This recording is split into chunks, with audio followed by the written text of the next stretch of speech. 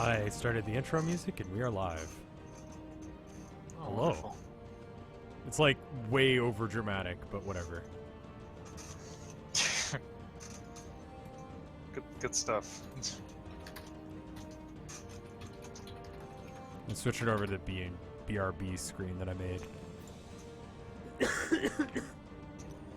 So, we're doing good. Does anyone other than Hootie want to describe what happened last time so Hootie can finish setting up and not be panicked?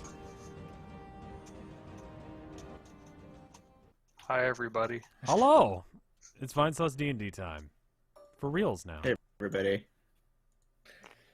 Yeah, I'm excited. I am too. Yeah.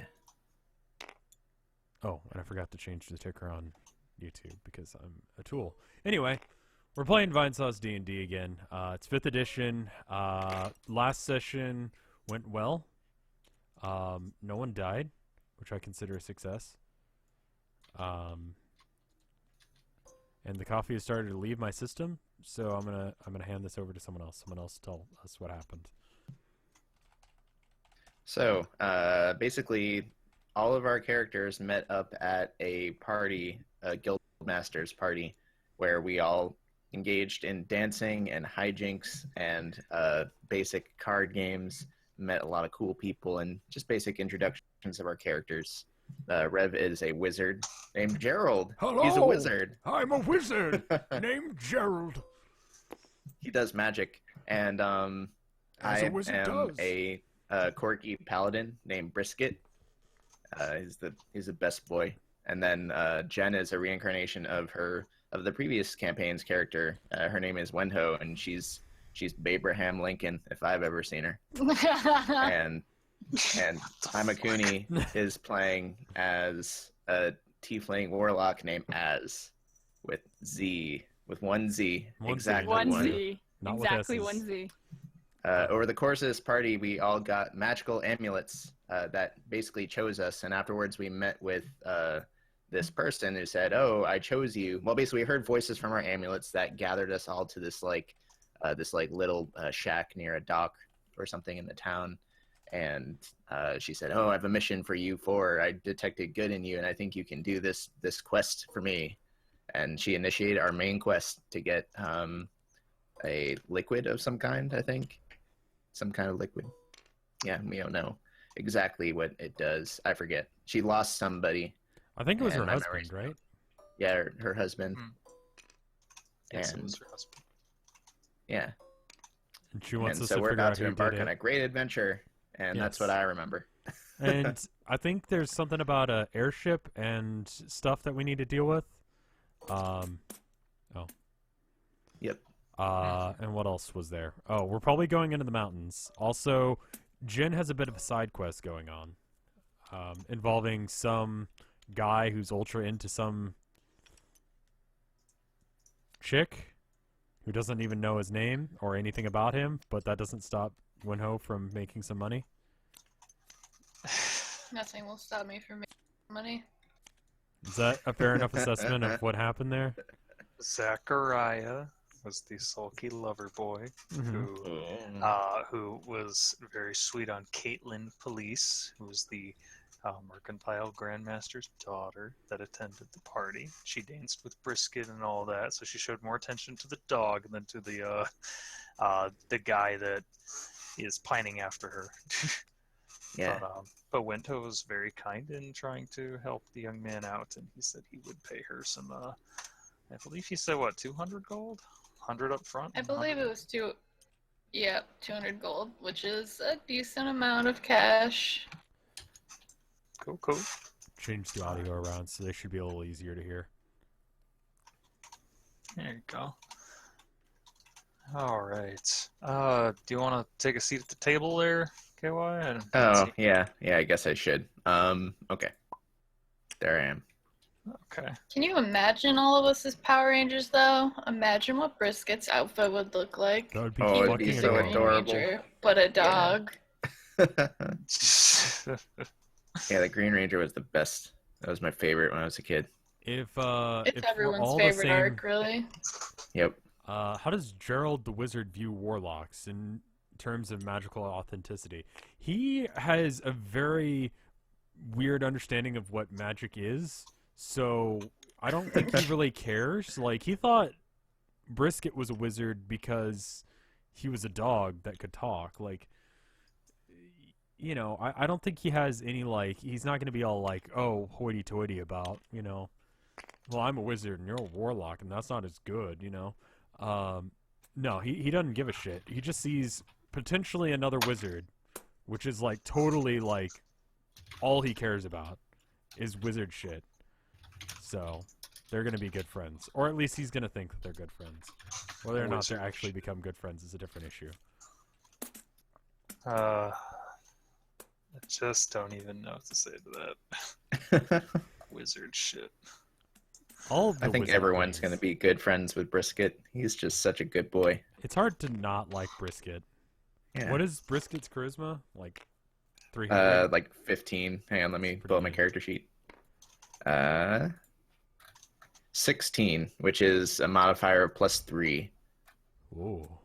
Or Holy in shit. persuasion checks, it's a +5, which is amazing. That is. So he's just the most persuasive little dog in the world. Everyone's just like, oh, I can't say no to you. I like to think that it's less him like being actually charismatic and more just people are just compelled to take his word, you know? Yes. Yeah. Very nice. On the explanation of the different races page on the BRB thing, it just says that apparently corgis are from Pembrokeshire, and they were bred to herd cattle. I did not know that. Yep. Yeah, they're genetic freaks essentially, Yeah, and they're adorable. yeah. They're apparently kind of dickish, but they're so cute.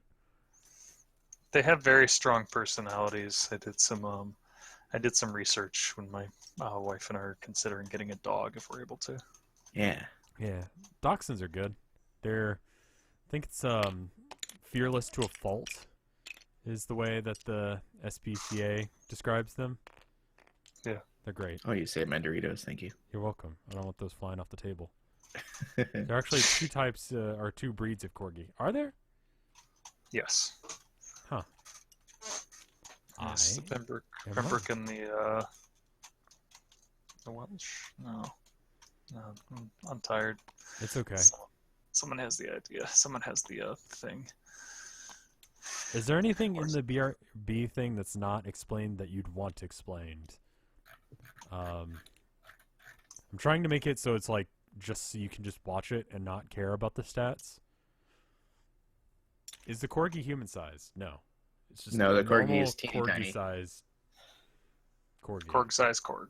Yes. But the corgi can stand up straight, which the corgi must in order to wield, a longsword and a shield and all that fun stuff that he has. That corgis do. That corgis tend to do. All them things that corgis do. All those regular corgi things. Mm-hmm. Yeah, he is 2'10" when standing upright Oh wow, and 33 pounds. that's adorable. Yeah. Yeah. For those of you on After Hours, someone, because I'm gonna totally fucking forget. Thank you, Anna. Thank you for the No resub. problem. You're awesome. Yeah. But if someone on After Hours can kind of do a timestamp of when the setup ends, we just wanted to get started because we're all excited. Because I'm gonna forget to do that because I'm dumb. Oh, you're not dumb. I am, but thank you anyway. No, stop I'll- saying that. Anyway, You're not dumb. You're a good guy. well, thank you, friend. Can Brisket read? Yes. Brisket can speak and read Common and Canine. So if need be, he can communicate with other dogs too and translate. I like that. We all have Just the a sec. same heart. What? You'll have to We all have change the it to same heart? whatever. Yeah. Does it actually show that on y'all's screen when I put the? Okay, it doesn't show my character sheet when I pull it up. Okay, I'm just gonna. You guys can use it for your life counters. Cool. The book, Just a Sec made it. It's Jeb and the Eighth Son. That's actually in my inventory, and I need to put that in there. the erotica that I picked up, confusing it for actual wizard knowledge. Confusing it for wizard knowledge? What? Yeah, The book about the cock. He's Yeah. confusing it for actual wizard knowledge because Oh, right. eighth Because sin, not eighth son. It's a gotcha. different story. All right. Okay. Where you at, Ima? Are you in the game yet? I was doing other things, like I said. That's why I wanted Rev to take over. Oh, sorry. Wait, what is my Yeah, 28? That's why I was like, Is that my HP? I'm coming in now, though. Yeah, that's your HP. You'll have to change it to whatever it actually is. Oh, okay. Yeah, free to pop your HP in there. There we go. May or Cool. may not need I it like to. that a little bit better than the previous counter. It's a lot bigger. Pretty clear what it is. Yeah. I like it. Get my ranch. Minnesota. So I do have both the Gerald and the Gandalf here for Yeah. you. So Thank you. I'm sorry, Uh-huh. my runch. here you go, Where did pup. that go? Ah, Here you there go, we go. special lady. Let me show off at least what he did, because it's pretty fucking cool. This came with the book. You can download it on the workshop if you want it. I'm pretty sure. It's a little figurine of Gerald. It's pretty great. I love it. And then there's the Gandalf the Grey that I had from last time. Pretty good. So here's another idea you can use, since this is hopefully going to become the this will hopefully be the only table that we'll need to move to. You can, if you would rather use the stuff in Tabletop Simulator, I don't care. If you want to use your character sheets on the PDFs, that's fine too, but you can take one of these and you can actually do something like this. Change the name of it. Do you see the little copper piece over here? Oh. You can change the name of it to actually reflect the number that you have. Oh. Can we do that?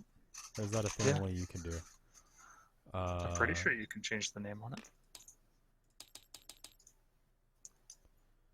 Can you change the name on any of these? Description? Name, just change the name. Oh, okay, yeah, we can totally do that then.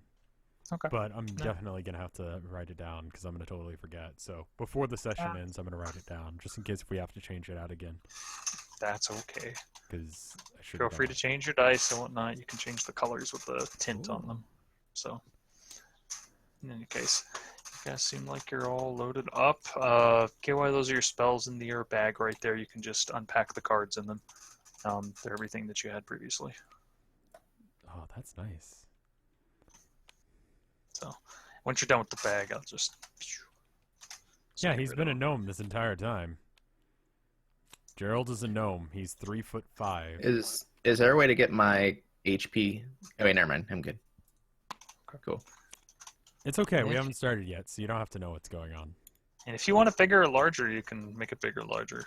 You can do whatever you want with it. You can make it huge if you have a big heart. Or if you're a cold bastard, you can make it so small I can't see it. I still will. He'll know. He knows Oh, everything. no. You can I will know. right-click the heart to change it. Oh, there you go. You can change the description. Gerald. I am player white. Okay. Also, and you don't have to do this now, but for next time, is it possible to get some of my other paladin abilities as spell cards like these, like lay on hands and stuff? So as far as I am aware, no one has uploaded those cards to the tabletop. Okay. I wasn't sure if it was something you made or something you found. These are ones that I found, and these are really, really great copies of the cards that you can actually buy. Oh, So cool. That's awesome. yeah, and I had always wondered about them because for my Strahd game, I made the ladies their own custom spell cards. So after I'd put them together, I was like, oh, I'm curious how they do it. And I like these. These are clean. Yeah. They're clean and they're nice. They're easy to read, and whatnot. But I do like them to have a little more artwork. These are very descriptive, but kind of bland. Yeah, they're super bland, but they're functional, and that's what matters. Yeah. That's what matters first and foremost. All right. Put the runch down over here. Just flipping the soda. I'm gonna spill this shit. All right. Once Ima gets in, I'm gonna give you guys a got that little one out of the way. breakdown. Okay, okay. So, Can you ask the other players how they feel about peach tea? Other players, how do you feel about peach tea? I think it's delicious. I don't think I've ever had peach tea. Oh, I love it. it's so good. Best. Hootie? you're all gross. And I No. don't like. No, I'm kidding. Oh my god, I quit. Mutiny, flip the table. Well, Yeah, flip what it. color should I sit at? Does it matter? Or I don't care. You can move your stuff. I don't mind wherever you want to go. Where should I put my feet? well, I don't know where you put my stuff like anyway, so I purple. was just like, The purple dice over here is where they've just been putting your stuff, but you can take it anywhere. I don't care. okay, I'll just go there. Okay. So I'm nice and green and purple now. All right. Wait, green and purple. Okay. Thanks for the dose, Doc. Zing.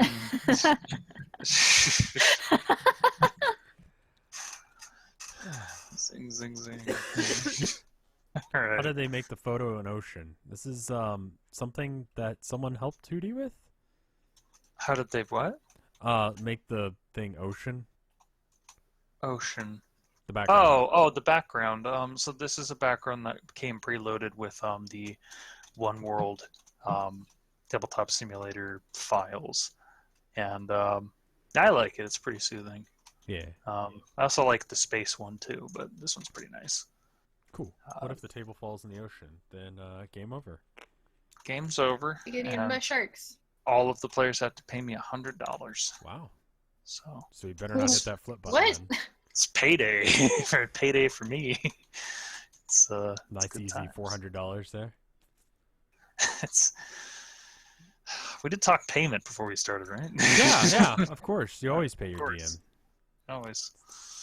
I didn't Okay. sign up for this. Jen's like, fuck you, dude. All right. Well, so sorry we're getting started so late. I'm really just trying to put my space back together here. As it's probably become aware, we've swapped our spaces since then. This is a new board we'll be working on. Hopefully new tools will allow us to have some more fun and make it a little quicker to load on everybody's end. So big thanks to everybody for coming back to the table. Big thanks to everyone who's watching right now. We're going to try and get into the thick of it as soon as we can. First things first, want to say that my players did an excellent job with their very first session last time. Everybody thought on their feet. Everybody managed to get into character very well. And because of it, I was very impressed with everyone's play. And because of it, I could not decide who to give inspiration to. So none of you get it. Stop overachieving. Maybe someone here will become first next time if you all just knock it off and let's keep playing. Okay. Damn it. No, I'm fucking around. All of you get an inspiration to. Oh, Yay. yay. Yay. Yeah. So for Yeah, clarification yeah. of people who don't know what that is, because I didn't put it on the BRB, Here you go. it's like, I used to call them awesome points. People who stayed in character and did a good job would get an awesome point, which would allow you to like reroll, right? Yes. Mm-hmm. Inspiration tokens. Having inspiration allows you to basically claim advantage on the next roll that you're going to make. So it's a free instance of being able to do that. Is the dog excited? Yes. I think we're all excited, but fairly low on caffeine. All right. If there's anything that you're missing, please let me know. You can pretty much just roll your dice freely. I didn't have any towers. I took the only tower. If you want a tower, I can give you one. So just let me know. Otherwise, if you need to roll your dice, you can pretty much just press R on them. If you didn't Oh, know that already. whoa, okay. Nifty. Yeah. So there's your inspiration token. Use it wisely. All of the characters do not. All my players are not going to have their character sheets visible right now, just because a few of them got outdated, and they're just going to use their PDFs for right now. But, and just in case you know, the little heart is your HP. You can change that to whatever your HP is. Oh, yeah, I was kind of aware of that. Okay. Is your HP 33? No, it's 24. Oh. Alrighty. So, based on our first session, does anyone need a recap about what either happened or any questions that you may have had now that you've had a little while to think on it? It's been a couple weeks. Is there anything that seemed unclear at the time? Because we can go back over it if necessary. Not really. I don't know if there was anything that I missed in my summary earlier that you wanted to tell the chat, because my summary was really half-assed. It's okay. That's You nailed the specifics. The 4 adventurers here are going to be going on a quest, and the quest was given to them by Griselda Denon. Griselda is the widow of a recently deceased guildmaster in the city of Twinport, and she's been mourning her husband, and for his funeral service and wake, she's asking the players to basically go and get a legendary drink, a brew that's brewed only at at very, very high elevations, what seems like the top of the world. So she told them to go seek out her friend and a captain in the shipyard known as Alana Jedek. And Captain Jedek pilots an airship there and will help them to get to their destination. So I've told my players that they need to probably consider cold weather. Shit. Oh, That's something. wow. You okay, Rev? You pick just that up? puked everywhere. Yeah. I accidentally right-clicked the table and I did something. I think that was... You might have unlocked that Oh. portion of the table. Oh no, that was all my stuff. I'm sorry. Oh shit. Oh god, Oh God. what's going on? Reversing it. He's rewinding it to before this horrible catastrophe has happened. Oh God. There we go. Broke Okay. everything. Okay. Are you D&D is okay? ruined forever. Okay, at least Brisket's Okay. still there. Here's my inspiration token back. Yeah, just go ahead and turn that in. Oh goodness. All right. Okay, I just think- got that message. I think before we start, I'm just going to go to the bathroom really, really quick. That's okay. I'm probably going to be going to the bathroom a lot during, so if I randomly disappear, that's probably where I am. Just Okay. hold tight. That's where you are. Okay, that's fine. Ah, I'm gonna go pop your chat out real quick, Rev, so that I can Yeah. so that I linked can it, right? read. I think you linked it. I have no idea. I'm just gonna go to your chat. Yes, I did. though. And there we go. Okay. Hi, chat. Hello. So Hello. sorry we're getting started late. I think it's okay. People, I told people this is running on Vinesauce time, so Yeah, that's what it is. In fact, while we have this here and completely unbroken, I'm just going to go ahead and resave the table. There we sounds like a go. good idea. Perfect. And that didn't Got take any it. time whatsoever. Nope. No, that was very quick. Very, very quick. Can I ask Alright. you a question? Sure. Kind of combination of questions. First off, I've got some item called Book of Lore. It came with something I bought. I think it was like the Sage Pack or something. Sure. It's just like a book of random knowledge. Mhm. It doesn't specify what that is or where that came from or what the hell that would mean. I'll be back in one moment. Okay. If you want to consider that as either a personal journal or somewhere that you wrote down musings or Okay. maybe bad poetry or I notes very on much something. want Gerald to have a journal, so if he didn't already have one, I wanted to go buy one. But if the Book of Lore can be considered Gerald's journal, I'm gonna go with that. That is fine. That is fine. I'm gonna You just can change that. definitely do that. Okay. Because fucking books are expensive. How do we dude. get our little figurines from the thing? This one. Your little figurines? Like this one? The one that somebody made for us? Do you have to put Oh. those in for us? I would have to I would have to go in and save it to my my saved objects, so unfortunately I do not have them at the moment. And then I could kick you all out and go download it real quick if you'd like me to do so, but Oh, it's not that important. not No. that important. Okay. I just want to make sure. Alrighty. God, this table's so cool. Uh-oh. What happened? Oh, there we go. Good. Nothing, we're good. Good, man. Yeah, Okay. I'm gonna use mine, but mine came with the book, which Hootie had already installed because he knew I needed that prop of the book. Just to remind everyone that I have this book of erotica. Oh, yeah. Who made that for you? I don't know. Just a sec in chat. Thank you for that, just a sec. That was it's very kind. I don't know why he kept that, but maybe it'll come in handy later. It's very important. Tells the story of a wizard. It's his journal and all the wizard things that he does. All right. Okay, I'm back. All right. Cool. I am also back. Excellent. Seems like we're all here, so let's go ahead and get into it.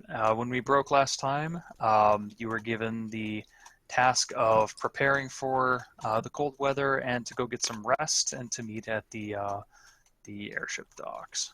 So, is there anything that you would like to elaborate on? Whether that's some form of preparation you'd like me to take into account, and or some other form of event before that the morning events happen. Well, go ahead and mark off your bingo cards for Pet interrupting the stream because it's already happening. I wanted to buy some stuff. I don't really care about going to the shop and having an adventure about it. I just need to have things. Okay. I'm pretty sure you talked to me about the stuff you were going to buy anyway. So 25 gold for a climbing kit, 2 gold for a tent, and then 2 gold for cold weather clothing. So okay. Total of 26, 27, 28, 29. Can we go over Jin and Ima's characters? Yeah, that might be a good idea. Okay. Go for it, Jen.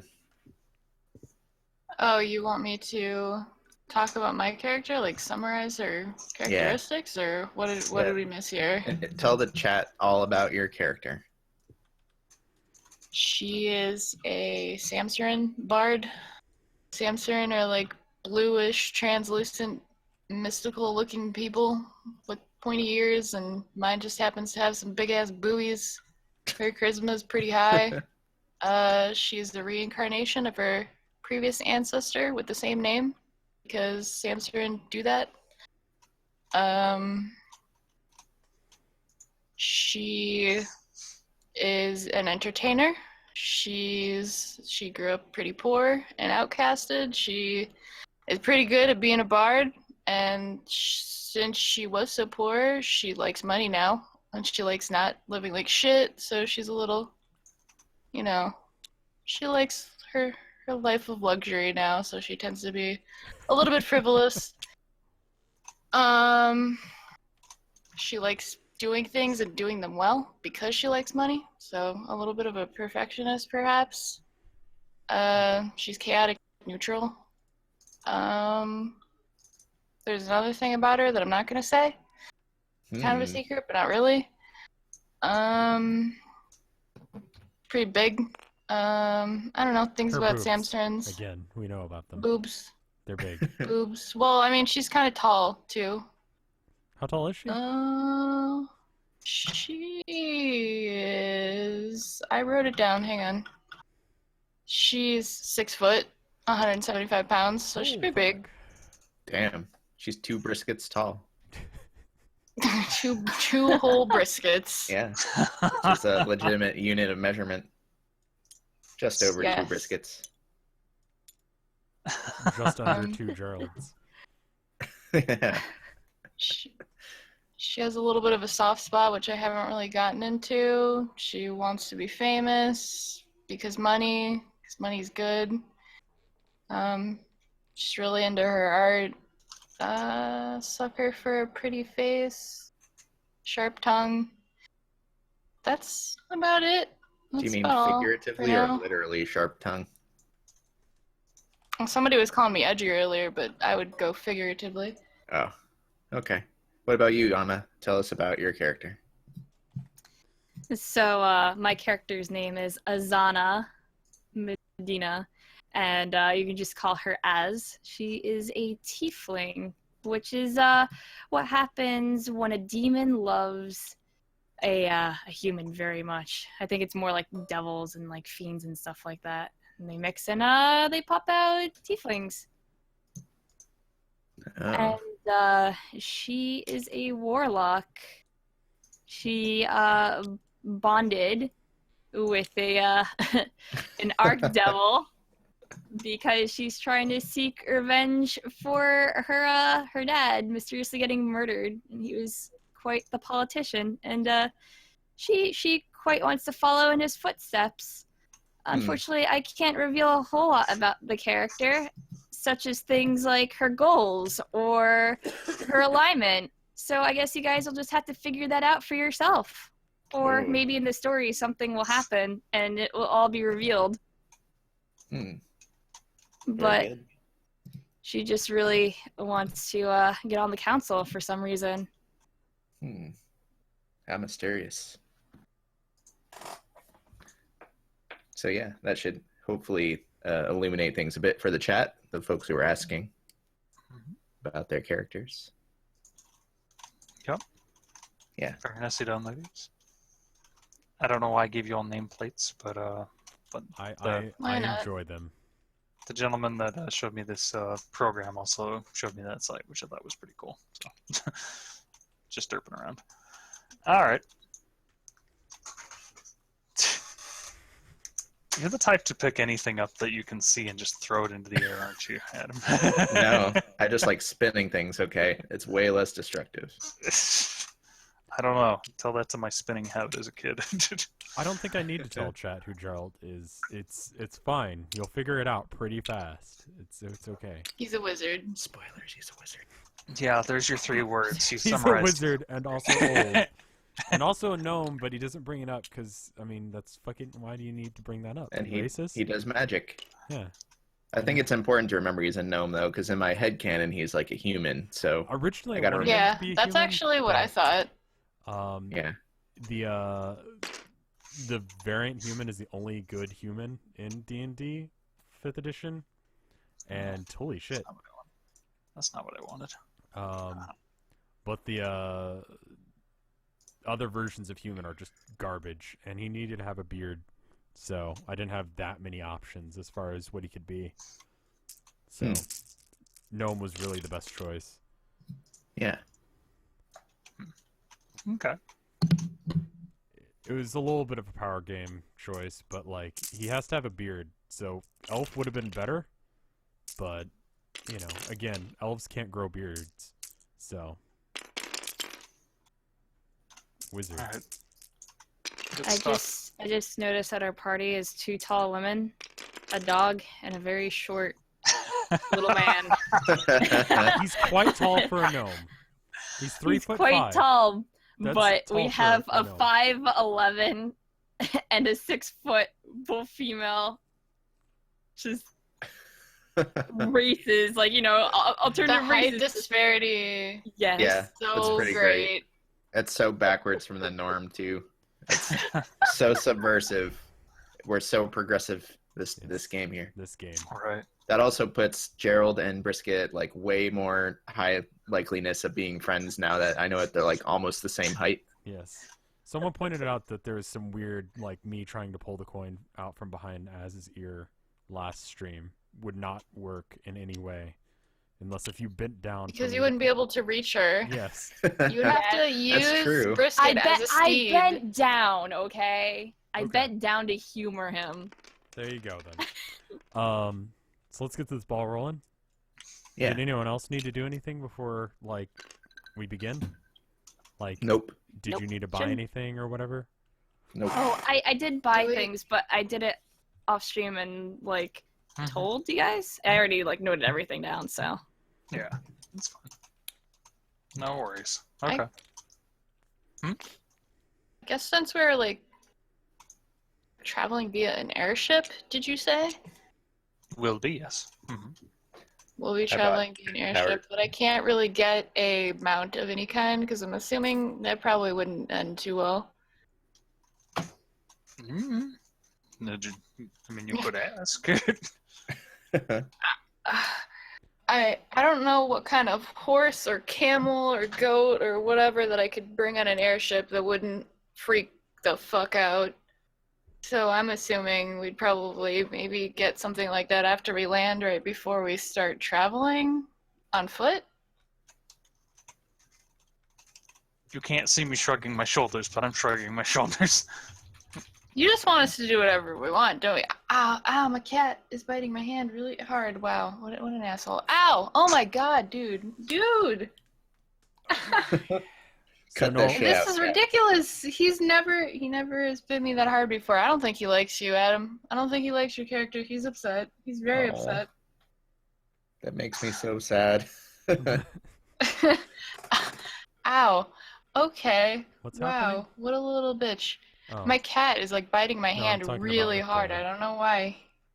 Is it hungry? The board is I don't know. happening. There it is. I'm flipping the board. Yes. That's okay. Yay. All right. So, like I said, does anyone have anything that they want to do? Well, obviously, we took care of all of our purchases off the stream, as we've talked about, but I want to do my side quest. okay, we can do your side quest. Do your side quest. Sure. All right. So, I'll be I don't back. I'm recall- not here for this anyway, so I'll be back. Okay. So what exactly are you going about in terms of how you're approaching this? You were asked to write him a song and to make certain that the song would help him get the notice of Caitlin Police and also to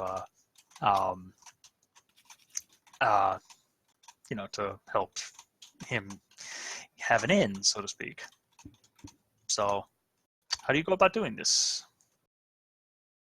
I go about doing this by she gave me the address to her house, so I would probably go about doing this by showing up at her door and performing the poetry that I've written for her. Like a telegram, but singing. Okay. And at what time do you do this?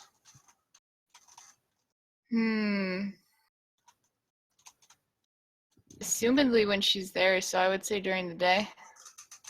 During the day. And before Jen dies on her side quest. I wish. Okay. So you were asked to make certain that you were at the docks by 10, but there's obviously a good bit of daylight before that time. So we're talking like morning time, or Sure, let's go with morning time. Yeah, that sounds good. Okay, great. Not too early, but a decent hour that people would be assumedly awake. Mm-hmm. Alrighty. Okay. Here we go.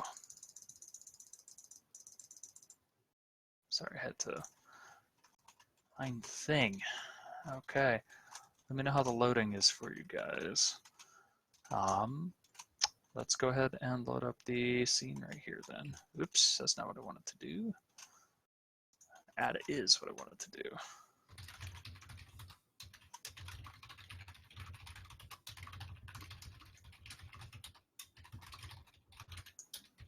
All right, can everybody see that? Yes. Yeah. Great. All right, let's let's go ahead and use this house down here as Caitlin's house. And Wendo, if you'll, whichever direction you decide to approach in, this is an early morning. It's you have a lot of you have wagons and movement in the street, people taking goods to market, people just chattering, doing doing chores, and some guardsmen walking by, the general bustle of life. And what are you just going in your traveling clothes there? Are you dressed up for the occasion? I'm just trying to. I have a few costumes, so let's say I dressed up in something a little bit more exquisite than just my traveling clothes, something nice. Okay. All right. Back. And quick thing I just wanted to ask you about. Are you a performer that tries to work as often as possible here in the city, or are you at the point where you're turning down jobs because you're only looking for more refined establishments? Just want to give a sense of how you're viewed amongst the public. I kind of do whatever, maybe a little bit selective, but not like I won't do something even if it's not super refined. I'm just looking for any little bit that I can make here or there, even if it's something that's not exactly traditional. Okay. All right, that's perfect. Okay. For the most part, it's just a busy time in town. You probably get a few looks cast your way, folks that are feeding horses and also unloading and loading wagons. Especially just for the way you look, it's just looking as exquisite as you do. And you'll go ahead and approach the house over here, and we'll just say that there's a tall door there that that you can find by entering a little courtyard. It's very neatly kept. Lots of very pretty flowers and plants there, and so yeah, you're standing in the courtyard, and I assume you knock on the door, or you prepare in any way? Yeah. Okay. I mean, I'll get everything ready beforehand so that as soon as I know that it's her, that I can just start. But if it's not her, then we'll see whoever answers the door. All right. Why not? Okay. So you give a quick rapping on the door, and the door opens up, and there's a looks to be an older gentleman, bald head, big thick bushy beard, and dressed in dark but fairly fine regalement, and he's standing there at the doorway. So, yes, how can I help you? I tell him that I'm looking for Lady Caitlin, right? Her name? Caitlin? Yes, Lady Caitlin, police. And he says, Lady Caitlin has just risen. Can I state your business?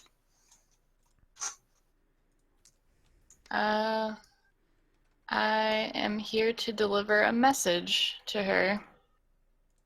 His brow furrows. He says, all right, what sort of message? I'd like to tell her before I ask her to the door. A message of love. His eyes kind of flutter open at that.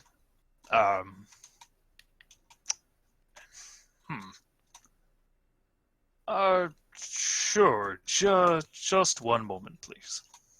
And he quietly closes the door, and you hear footsteps as he quickly walks away, and you're left there to sort of just take in the beauty of the morning. Birds chirping and hummingbirds pecking some dude's eyes out, and about half a minute passes or so, and door opens again, and there stands Lady Caitlin Police, and she's she's not exactly a a morning gown or anything like that, but she just opens the door and holding her shawl close. She's, hello? Alright, so as soon as she starts, or as soon as I see her, I take out my lyre and perform an acoustic version of Almost Unreal by Roxette. I'm afraid I'm not familiar with that tune. What is that? Have you ever seen the Super Mario Brothers movie? It's been a really, really long time. Okay, this is found the the song that lyrics. plays during the ending credits. I'll link it for you. It's really good. Babe, come. No, you Yeah. have to sing it in Put on character. It's the only that solution. coat to rest. Step inside, take a deep breath, and do what you do best. Yeah. Do what you do best. Okay, well, there you go. I'll link it to you, Hoots, so you can understand. I'm watching it from the Discord. Yeah. Okay. To believe love came our way. Fate did arrange for us to meet. Yeah.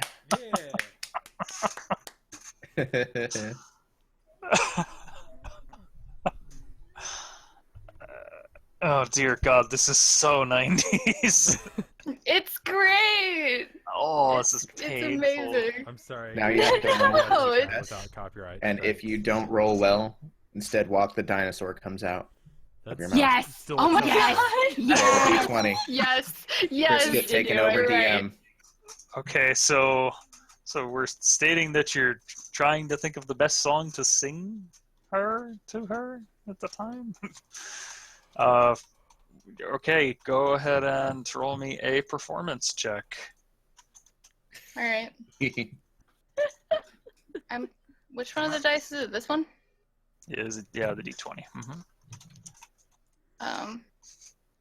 You can just press R on it if you want to just roll it. Yeah, I'm just gonna. It's a 7, but I have a modifier to my performance, which is 6. So that's an Damn. okay score of what? 13. 13. Not horrible. Not incredible. Okay, one question I want to ask you about this.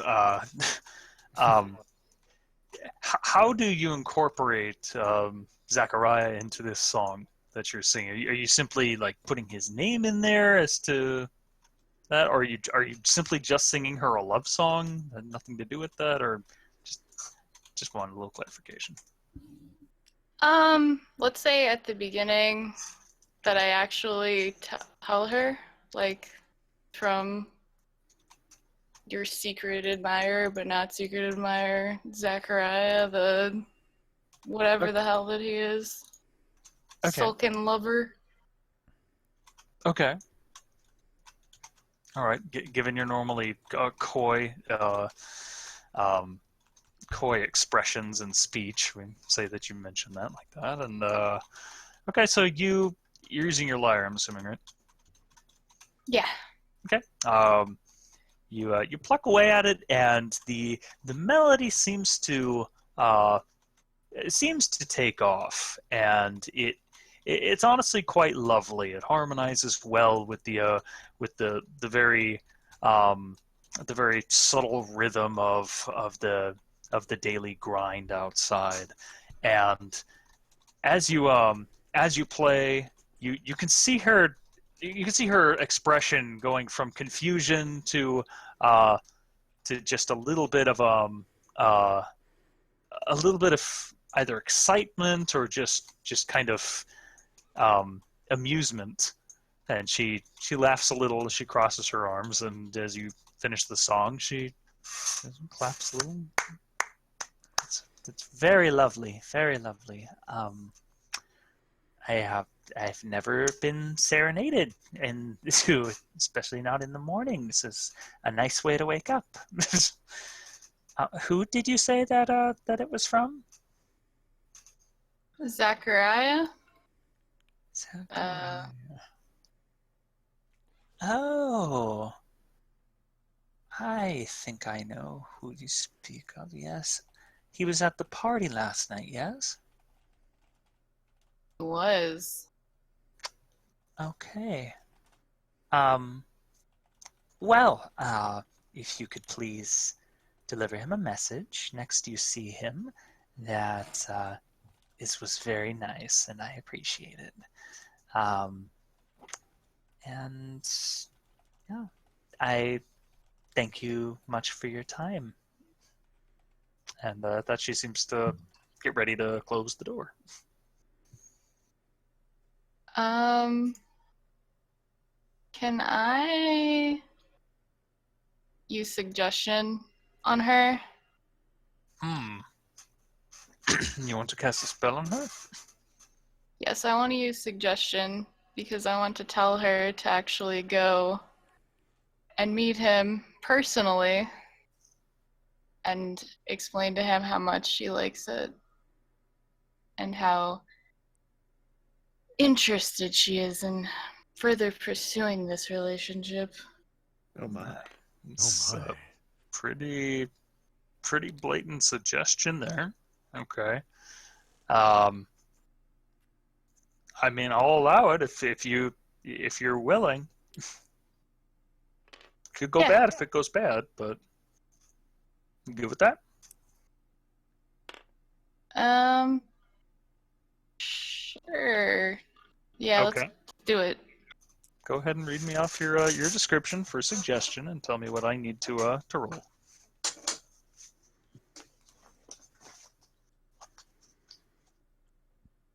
My description for suggestion, like exactly what I'm telling her, or what it does. Oh, I'm Everything fair. it does. It's okay. I can look at it myself too. Okay, so do me a favor and parse that down. Just 2 sentences. Give me 2 sentences. What she should Two do. sentences. Yes, 2 sentences. Nothing terribly long-winded. If anything, keep it under 25 words. So, let's do. Let's just say, meet with Zachariah.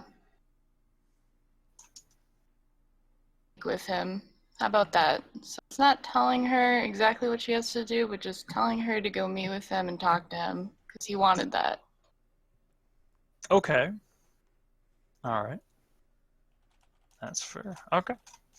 So I need to make a wisdom saving throw, I believe, for her.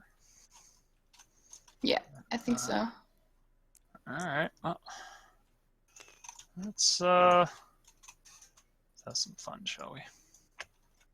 There we go. All right.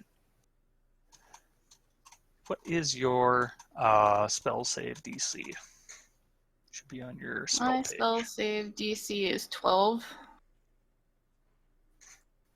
Okay. Alrighty.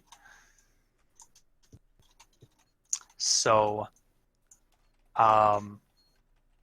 you weave your hands a little bit, still cradling your leer. You manage some very subtle somatic components there, and you ease your magic into being, and almost like a mental lasso in a way, you kind of just reach out and hopefully grab onto her just enough to put a little seed of suggestion in her mind.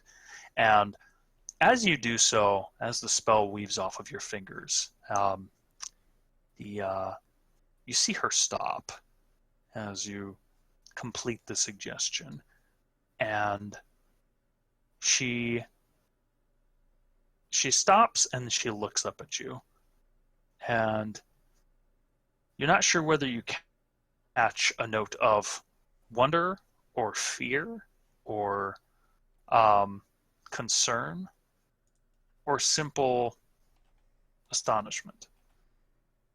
But she looks at you for a moment and she continues to close the door, and you hear a soft click. Oh. So, and you're left standing there in the courtyard. Can I go talk to Zachariah about it? You can, sure. We'll say that you meet him at a I don't know, maybe just a random stall at one of the markets there. He maybe just buying something for breakfast there. And when he sees you coming from a ways away, blue skin tends to stand out in the crowd here. With a half mouth full of apple, he rushes over to see you, and without stopping to chew, just like, did you talk to her? Did it work? Yeah, I did. What? Swallow. Stop. Chew. Swallow. All right. Did it work? Is everything good? Did she want to see me? She liked the song and she wanted me to deliver you a message saying how pleased she was with it. However, I don't know if she'll actually come and meet you herself, but I think she might be open to coming to see her. Wait, hold on. You don't know if she wants to meet? How do you not know? Like, I mean, you said this would be easy, right? It was easy. She liked it. She wants to see you. Go to her. Okay. Wolfhouse says it was supposed to be a charisma and not a wisdom save. That was supposed to be a charisma saving throw and not a wisdom one. No, Uh-oh. I'm reading on the spell itself. It says the target must make a wisdom saving throw on a failed save.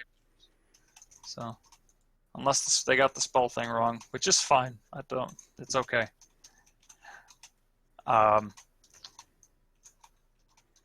So are you are you just trying to get him out of your you just trying to get him away from you at the time, or are you trying to like smooth it over by telling him, no, it's all good? She said, yeah, go see her, yeah, and that's the case. I'm trying to encourage him to go see her in a straightforward, without a doubt way. Okay. He looks flustered. Zechariah looks flustered, and he kind of like smooths his shirt out, and he doesn't seem to know what to do with the rest of his apple, so he just kind of throws it, and he keeps pacing about. And he's like, look, I'll admit, when I told you how much I was going to pay, I kind of was hoping that you could maybe like set it up for me, get her to invite me. I mean, no offense or anything. I could have gone anytime I wanted to. I mean, I still could. If I really wanted, I could just go right now. But it's the principle. You sure she liked it? Listen, Mr. Man, love is a two-way street. I can't do everything for you. If you really like this girl, then go to her. I've set up the playing field for you. The conditions are perfect.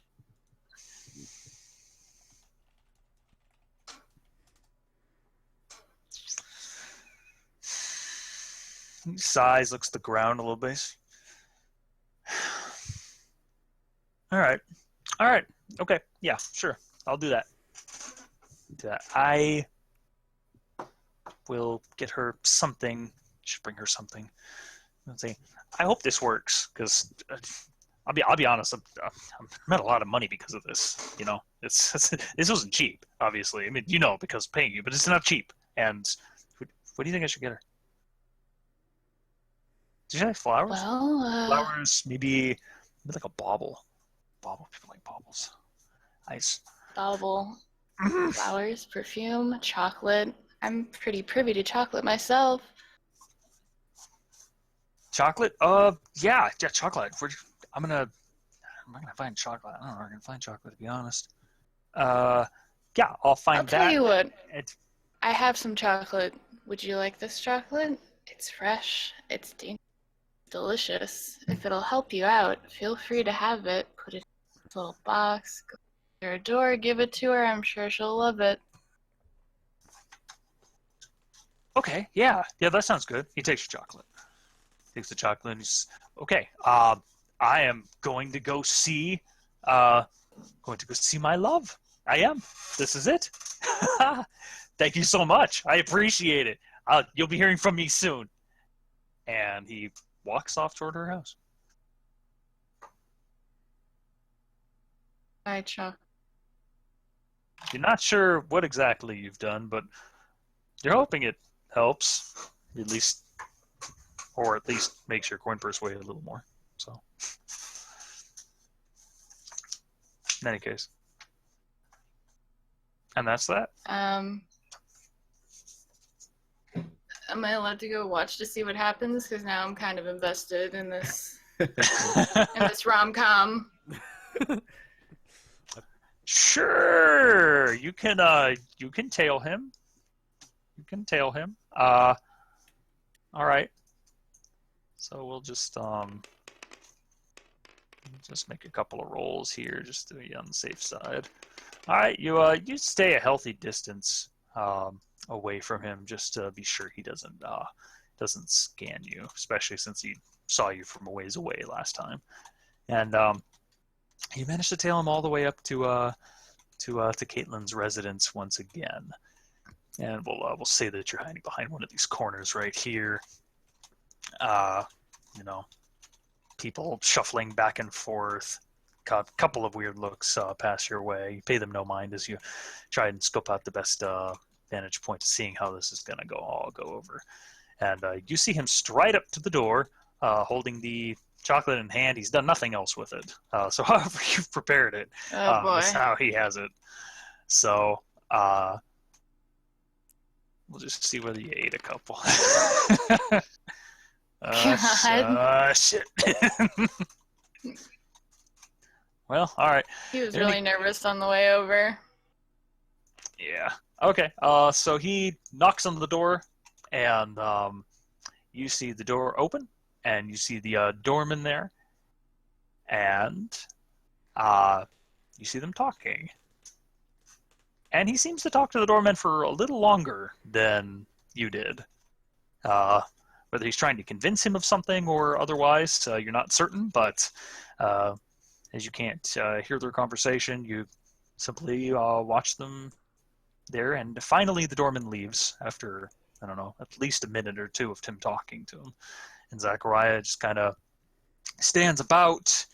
You see him beaming, and as Caitlin comes to the door, you see her slap him across the face so hard. Oh, shit. Sends him reeling, nearly hits the ground. And even above the clatter of the mark, you hear, "How dare you! You hire it!" And at that you can hear a loud commotion coming from over there at this point, but the words are a little hard to make out with the bustle of the morning.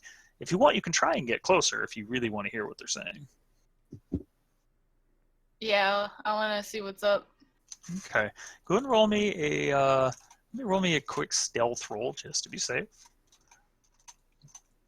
Is that another 20? Yeah, D20 and the skill.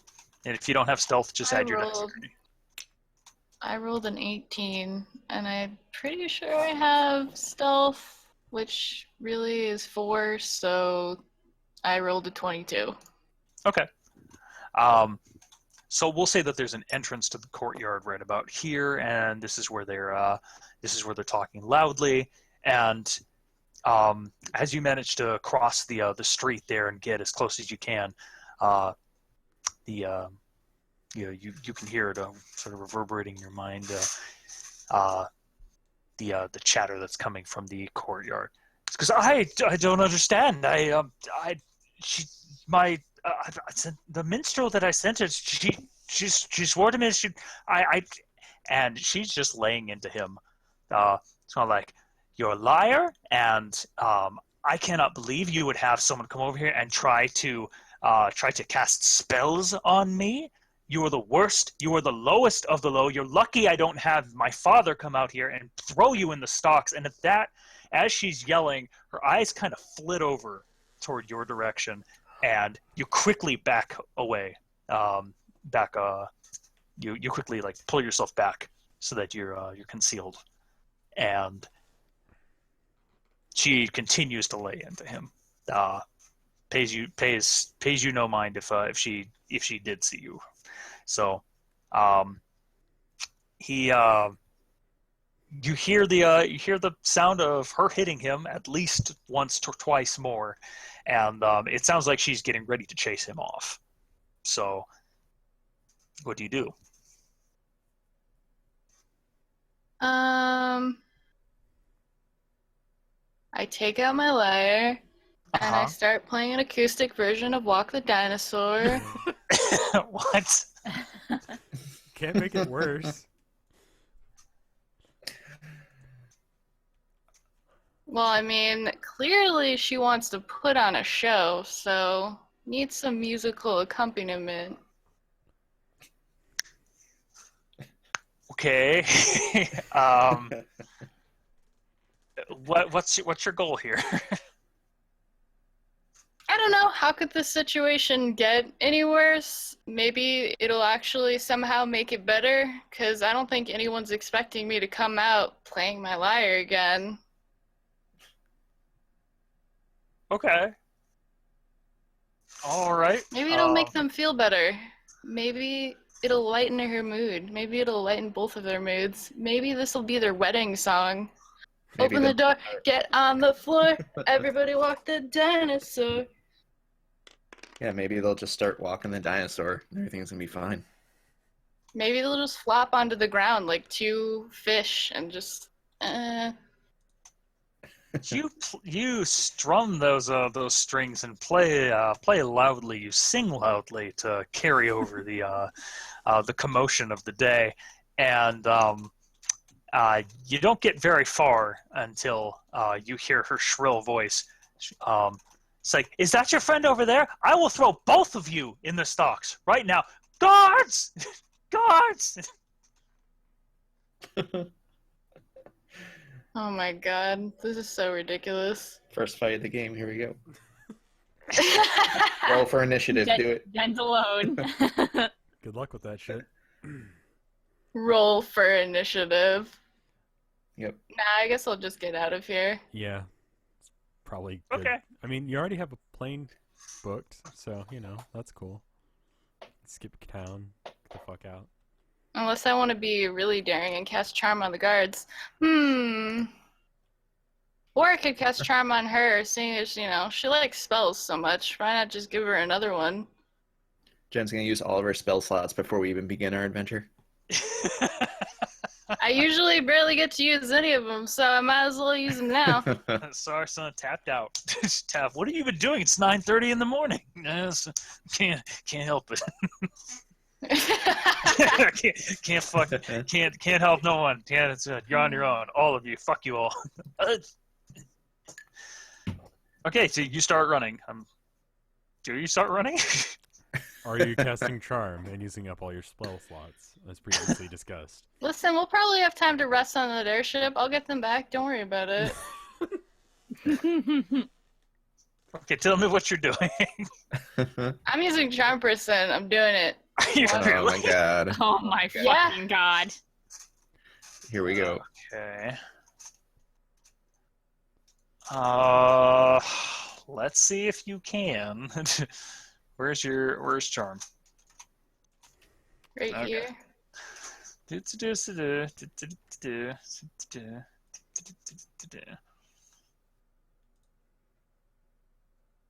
I think people were saying that it's not actually wisdom, though, for me, but maybe it is since these are bard cards. I don't know. I think it would be based on your charisma modifier, but, her save would be wisdom. 1 second. Okay. Sorry to turn my light on. Here, because people are asking, I'm actually going to reference my real, honest-to-God physical handbook right here just to be on the safe side, in case these cards are not correct. I want to say the wisdom I wouldn't sounds know. right, but I don't know. Let's see. C-O-C-O-C-O-C-L-C-H. I'm not casting Charm on the guards because I can only cast Charm on one person. I'm going to cast Charm on her so she'll calm her. Kitty, kitties. Okay, it is still wisdom saving throw, so it's just based off of her charisma for the spell. So,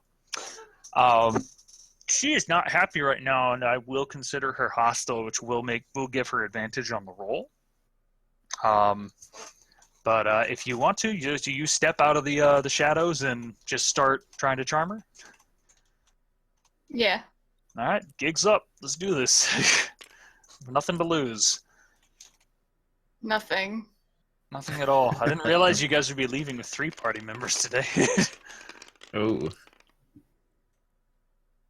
All right, what's your DC? Sam's Believe here it in was reincarnate 12? anyway, so it's okay. She can continue with us regardless. Yeah. Okay, so the spell energies fling off of your fingers, and you feel it's kind of a weird feeling. It almost feels like you're pushing mentally into something. I don't know how else to describe it. Like you're pushing into a wall almost, but with your mind. So it's a bit of resistance, and then you hopefully feel like you're making a connection there into her mind. You don't feel that connection as you continue to push. You feel a sturdy resistance that is there, and from the looks of her furrow brow and scowl that she's got on right now, she is not feeling what you're putting down. So Okay. you attempt to do so, and she immediately storms back into the house, and she is continuing to scream for guards, and you hear the rush of bodies as they begin to come out through the entrance doors. Zachariah is on the ground at this point, like one knee down, having taken the slaps to the face.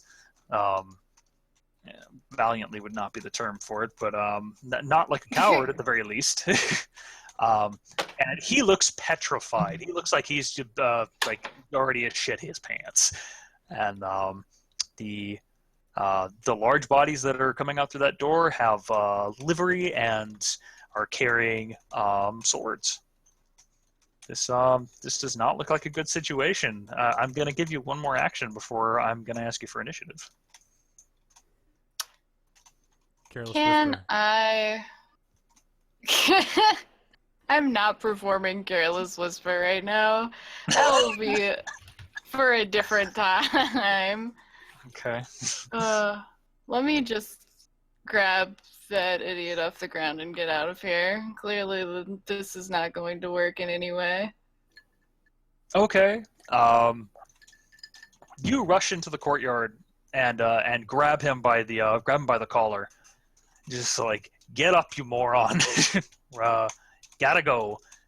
And you're just able to do so, barely able to do so in time, as a couple of the guards stumble from the entranceway there, and you two bolt out into the street.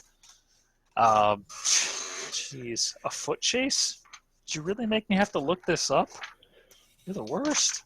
At least I'm making you do things, and I'm exercising the full extent of your DMing ability right now, okay?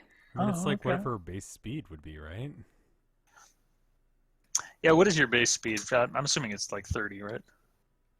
I think so. I'm pretty sure I wrote it down. Hang on, let me look. Base speed, 30 feet. So if Okay. they're in heavy armor, that might slow them down. Then she could have like an extra 5 feet on them. As it stands right now, that doesn't seem to be the case. As you run out into the street, trying to run behind large objects and run in between, weaving your way in between the traffic of the morning, these two large men are bolting after the both of you. And shoot. Are the chase rules Toose's grappling? Someone said that there are rules for it in the Dungeon Master. There are rules. There are rules for chases. Yeah.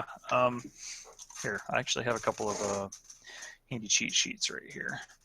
Let's see if I can find one real quick. All right. What song is that, Jen? For the people on After Hours?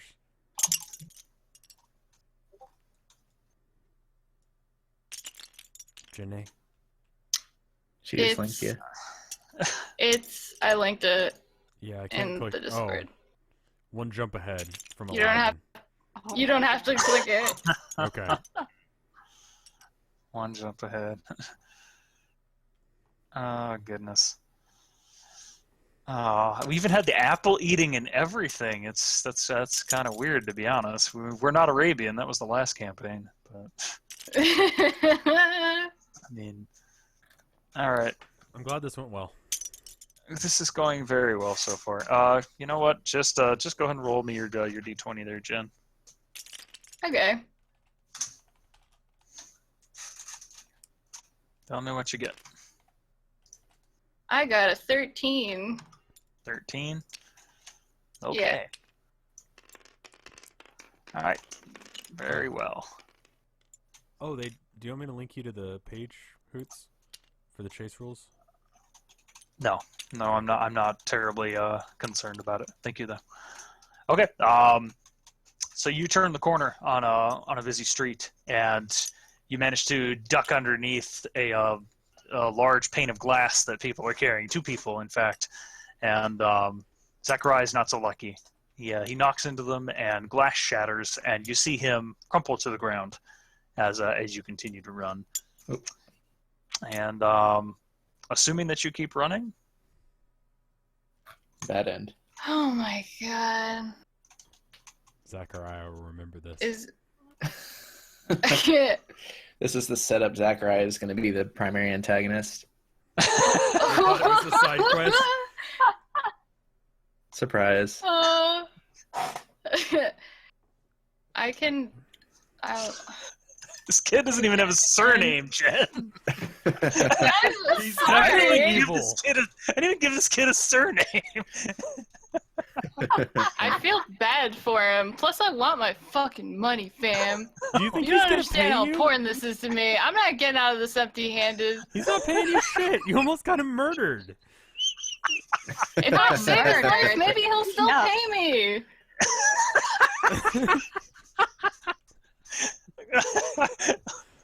All he wanted was some love. I hear you can find that in jail still, but that's another story. Maybe he will find that in jail.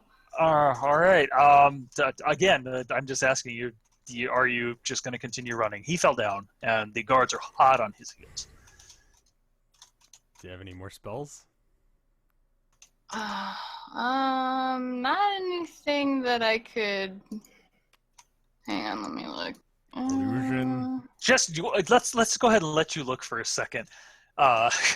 What are the menial things that I have my other 3 characters doing at this point? Like cinching bags, eating breakfast. I'm gonna Not be They reading could have come over. with me if they wanted to. Yeah, I was debating if like Brisket just fucking interrupts things when it all fell apart, but I decided not to. I Like, think- hey Could guys, have done it. fancy seeing I you would have here. been fine.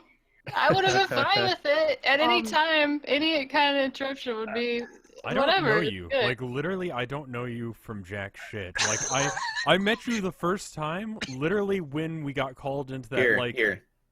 thing. I have an idea.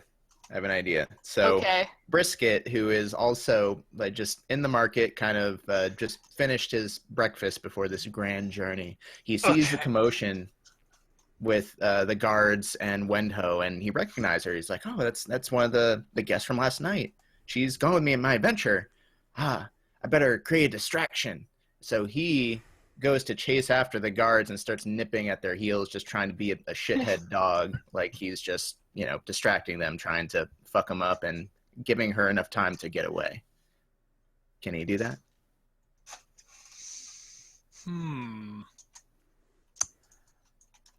Yeah, all right. I'll allow it.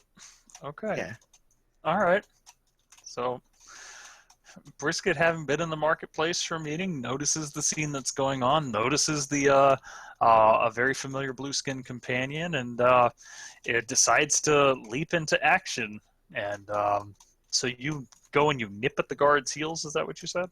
Yeah, just start barking like as if I'm kind of attacking them. Not really a threat, but just enough for them to be like, "Oh fuck, like get out of here, dog, you're distracting us. We're Okay. trying to chase somebody." All right. You do so, and it will probably buy enough time for Wendho to to double back to at least get Zachariah up on his feet. You have a quick moment to talk to him, like a few words, Wendo, because he looks the most panicked you've ever seen him, obviously, but he's he looks afraid for his life at this point. Do you tell him anything as you pick him up, or do you just say, stop fucking falling down and let's go? You better believe you're gonna owe me some money after this. That's a good word. Okay, that's some good words. Okay. All right, so you drag him off and you keep running. Brisket, do you having given them the opportunity to try to bail, do you continue to corgi molest the guards there? Yeah, if they're not stopping me, I'm still just kind of play fighting with them, just thinking, just totally playing dumb with them, as if I'm just some, like I said, shithead dog that's thinks he's playing. He knows what he's doing, but he's trying to act to the guards to distract them enough. So he's just still nipping at them, barking, being a dang heckin' hooligan dog. So okay. One of the guards, he's pulling his ankles and goes, "Oi, fuck off, mutt!" And he tries to plant a kick on you. Oh, Brisket jumps back and says, "Hey, watch it, bub. I was just playing." All right, he catches nothing but air as you bounce back and let him have it. And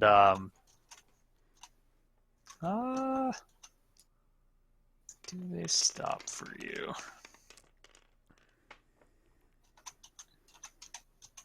One of the guards will keep on running. The one that yelled at you turned to you, and his attention is now on you. Oh, and say, I wonder if they make manacles small enough for little beasts like you. And he's gonna try and grab you. I say, "Oh, look at the time," and then I use my hot to trot to dash the fuck off way faster than he can, of course. Okay. Would you give me a D20 roll? I'm going to give you a pretty hefty bonus for your hot to trot there. And Wendo, go ahead and roll me some running as well, and we'll just get this all taken care of. Oh, okay. Okay. I rolled a 2. At least it wasn't a 1. 7. Yeah, it wasn't a 1. So it's twice as good as a 1.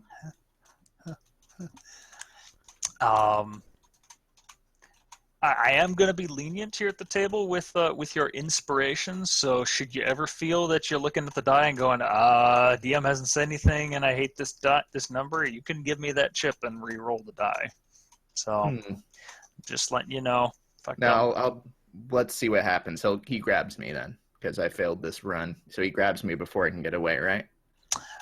You try to make your way down an alleyway, but yes, the guard does grab you and starts to struggle with you. And yeah, you're a little bit you're locked in his arms. What do you do, Brisket? I say, what will your supervisor think when he sees you playing with a dog instead of chasing that awful criminal? All right. Give me do you have persuasion? Yep. Okay. Using my best ability to get out of this. I rolled 12, persuasion plus 5, so 17. Oh, I should have licked him. That's a great idea. You said you rolled 17? Yes. Okay. He grips you tight, and here's your speak your words, and he says, "I don't care if they all think I'm daft. I'm gonna put someone away, and if that's you, then so be it." Okay, I bite his arm. All right, give me an attack roll. Oh man, This went well. this is not what I expected to happen today. I rolled a 4. What'd you roll? Oh shit! I rolled a 4. I'm just You trying to rolled get him to at least drop me. Okay. That's a 4 plus. I guess it'd be just plus your strength. Probably. Strength would be plus 2, so I do 6. So it's a 6. Yep. Okay. You naturally try and find a good biting place, a nice soft spot. There aren't a lot of soft spots on this guy. pretty muscly and definitely wearing some padded armor. So it's hard to get a good bite on him. He is going to try to make you submit, and he'll do that by. I'm just going to check my handy dandy guide here. Check this. Is there any like roll for luck that I can roll to see if I'm even there? I mean, because I don't know where I would be. And I don't want to just say that I'm there because it would be convenient. What's my rule, Rev? If I can argue a reason why it's cool. If you can argue a good reason why it's cool. Argue any reason. Well, that's a reason. Well, I am going to do something real quick with him, but then if you want to talk about something, sure. In fact, to open up the opportunity for Az as well. But it's just, we're just going to leave it at that. I'm trying to find my my way here. I have 6 sheets, and all of them have a lot of information. Okay. I'm just going to roll. What is your AC? Do you have your armor on right now? Mine? Actually, did not have my armor on. Unfortunately, I was just a dog. Okay. That's your AC is going to be I believe it's just going to be 10 plus your dexterity. Yep, so 11. 11? Okay. Mm-hmm. Okay. He tries to get a good grip around your neck.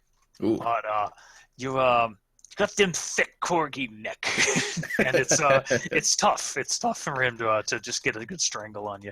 In fact, so much so that you struggle with him enough to the point where nothing really gets done at the moment. A lot of yipping, a lot of grunting, and this would be a great opportunity if any of the other party members are going to pop in. I do have your result still, Wendo. I'm just gonna hold off on it for just 1 second.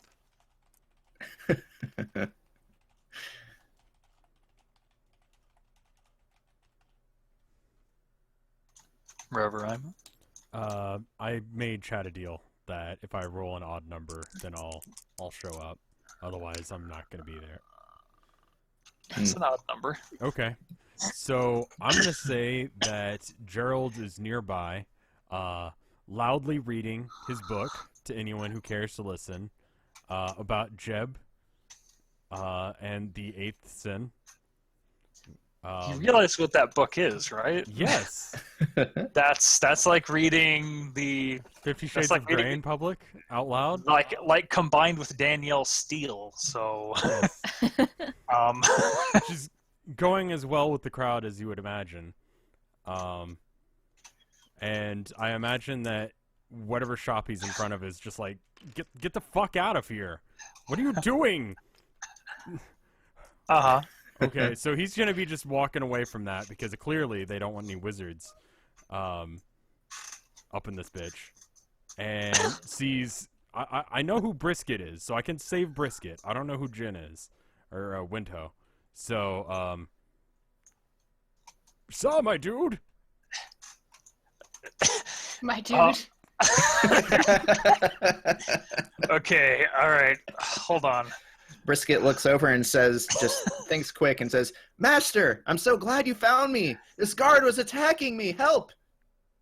Okay, so Gerald has come to a conclusion at one point or another during the time that they've been apart that it's very possible that Brisket might be a familiar, which he's heard about, so he's willing to go with this. He doesn't think this is a lie. Oh, that's my familiar. So, I'm sorry for what he did. What did he do? My name's Gerald. I'm a wizard. Hello. All right. So, in comedic style, the dog and the guard stop fighting with one another for just a moment, as the bumbling gnome wizard, having been exiled from his speaking post, wanders down the alleyway and finds you, and the guard's still gripping you pretty tightly, Brisket. He's like, "Boy, this mutt yours?" Yes. I got him just the other day. He talks. Did Okay, you notice that? You're in just as much trouble as he is, then. What did he do? I was just over here reading my book. This little guy was obstructing justice. And you know what? Is that I don't like- illegal? Is that illegal? God. Brisket starts wagging his tail just furiously at the sight of his quote-unquote master, just just excited, trying to leap out of the guard's hands, just trying to wriggle free. Okay. He's still gripping you pretty tight. Gerald, give me something here that's goal specific. Give me a. I'm trying to get my familiar out from being locked up in jail, which apparently is a thing that can happen to familiars now. Okay, so you're trying to convince him that it's your familiar, Right. and you should just let he's just a dumb dog. Is that what you're saying? Familiars do things, and he doesn't, have clear control over his familiar yet. He just met him yesterday. So, That's rude. well, I mean, he is going around biting people. All right. I'm very sorry. Do I need to pay a fine? Would you like money?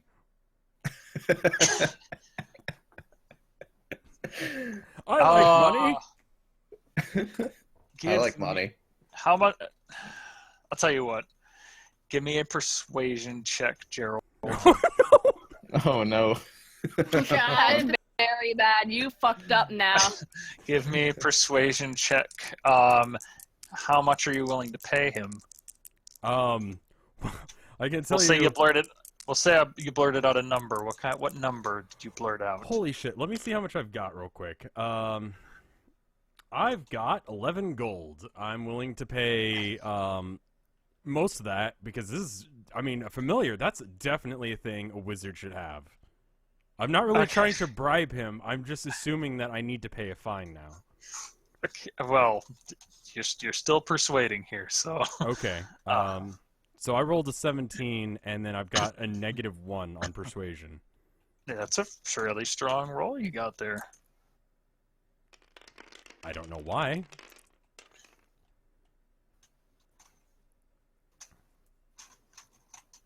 Okay.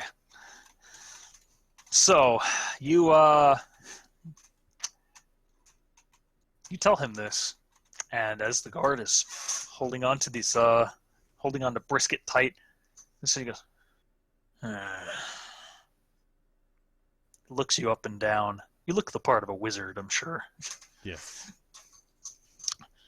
And he cocks an eyebrow at you and then looks to the dog that's wagging furiously now in his hands. He goes, "Give me your coin purse, we'll call it square." Okay, here you go. And I have no intention of deceiving him because there's absolutely no reason to do that. I don't think that's in Gerald's character, so I'm just going to delete all 11 gold off my character sheet. Damn. Do you have any other money? Nope, that's it. I spent the rest of it. You toss him your coin purse, and he hefts it, and he goes, "Not much in here. Nope. Got any friends?" No, I thought I had some friends a minute ago, but they didn't like me reading books. Is that illegal? All right. He kind of spits onto the ground, and Brisket, he throws you. Like, not to, like, at a wall or something, but just, like, enough to forcefully push you out toward the, toward the earth. So you hit the ground kind of hard and scamper toward Gerald. He goes, "If I see either one of you again in my city, I'm going to arrest you for whatever I feel like next time." Okay. And Goodbye just now. he just holds the coin purse up. And he puts it away. And he walks the other direction. And you two are left in an alleyway. Oh, thank you so much. What was your name again? It's Gerald. I'm a wizard who's Oh, yeah, old. yeah, It's yeah, Gerald, yeah, hello. yeah. I remember. Salve, dude. Yeah, thank you so much. Did you see that blue woman? What? There was a blue woman She was supposed to come with us to the ship. I think she's being chased. Okay. We should go after her. Okay. Well, let's go. I like to assume that it's just like moments of Alzheimer's with Gerald going on. He just forgets where he is. So I'm Well, fine with that. Before Whatever. they depart, I've got a familiar now. I'm pretty damn happy. That's worth 11 gold to Gerald. Yeah. Before they It's a depart, quickie. I was assuming they are going to go after her or try to locate her or just move on to the dock. I don't know. Brisket decides shit is starting to get a little dangerous. He changes into his normal his armor and stuff that he normally wears.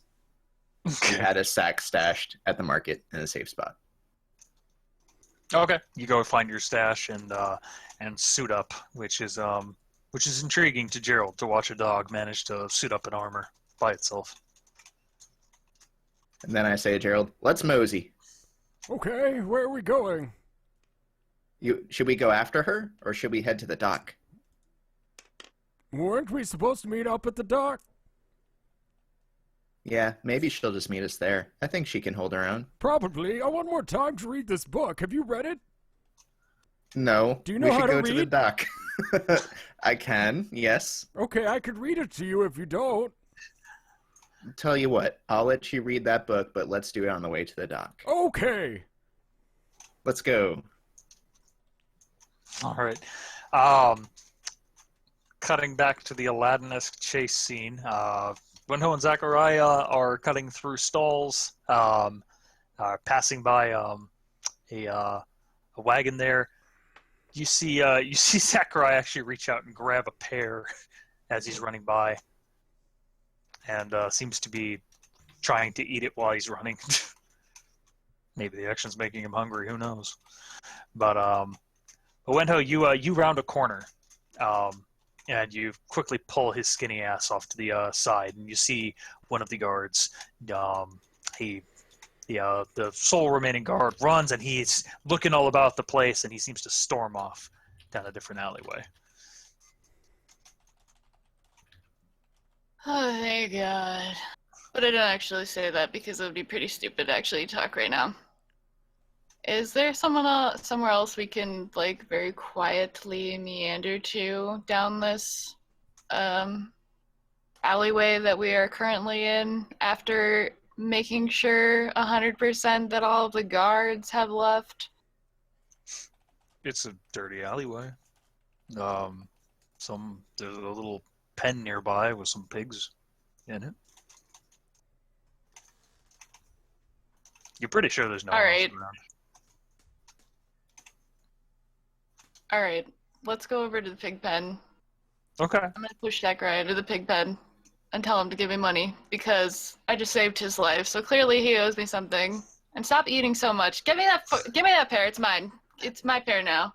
I can't even believe the amount of trouble that I went through today trying to help you with all this stuff. And for that silver-tongued wench, really? Her? She is your dream girl? This chick? She's clearly racist against spellcasters. What even is this? Why'd you push me in? Covered in... Because you eat like a pig, so I figured you'd fit right in. All right. Yeah, he's looking pretty nasty at this point. It smells pretty bad too. Going for a tip now, are we? You were supposed to make all of this better and to make it work. It did not work. If you saw, she hit me like at least twice, thrice. I didn't count. But you did this. This is your fault. I'm not paying you. I'm not paying you a copper more. In fact, you know what? You haven't paid me anything at all, first of all. Secondly, if she didn't knock some sense into you, I'm gonna knock a lot more sense into you right now if you think you're just gonna leave after all of that and give me nothing. He tries to run. Oh, you better believe that I stick my foot out immediately and trip him into that pig pen, and he falls underneath a pig. Let's see how that goes. And the pig shits all over his face. Yep. Excuse me. Sorry, too much. Wow. The decorum here at the table is just appalling. All right, so he eats pig shit for breakfast. We'll just say he hits the ground pretty hard. You sticking your foot out. He's not the most gracious, obviously, but you trip him and you stand over him and okay. He really isn't going to put up a fight at this point. He's honestly a bit of a coward, from what you can tell, and and it's not going to take too much to coerce him. So what are you looking for? You just wanting the payment? Yes, please. Okay. Or at least something. But preferably what he had promised me. Okay. He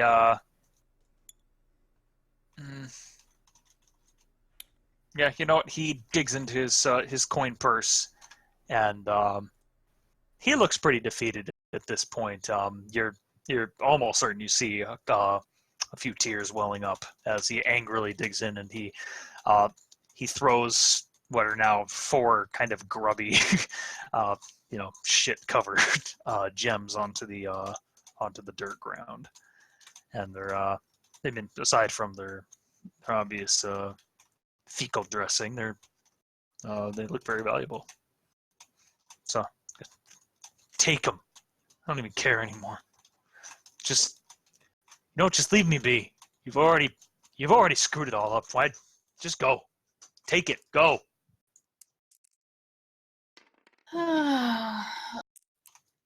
So I pick up all of the shit-covered gems that he's just thrown in the pig swallow, and then I say, Just as valuable. look, I'm sorry that I've ruined the rest of your potential romantic life with your lover lady. I apologize that it didn't go exactly how I wanted it to, or rather how you wanted it to. It'll make you feel any better, at least come with me and we can come get you cleaned up, and maybe I'll buy you a nice new pair. He doesn't bite. Just like, no, I don't care anymore. Just go. You've ruined my life. You've ruined everything. Just go. Okay? I got in the stocks because of you. Never going to talk to Caitlin's never going to talk to me because of you. Just go. I don't care. At that, he curls up in the muck. All right, fine. If you want to wallow with the pigs, you made this decision. You can live with it. If you want to grow up and move on with your life, that's going to be up to you. I offered. Just remember that. I'm out. Bye. And you walk off.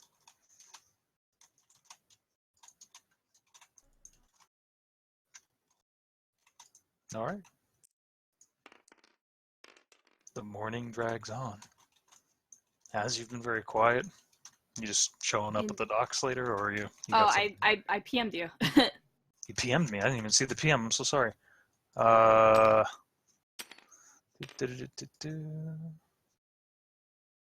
Oh, yes. Okay. Yeah. All right. That's fine.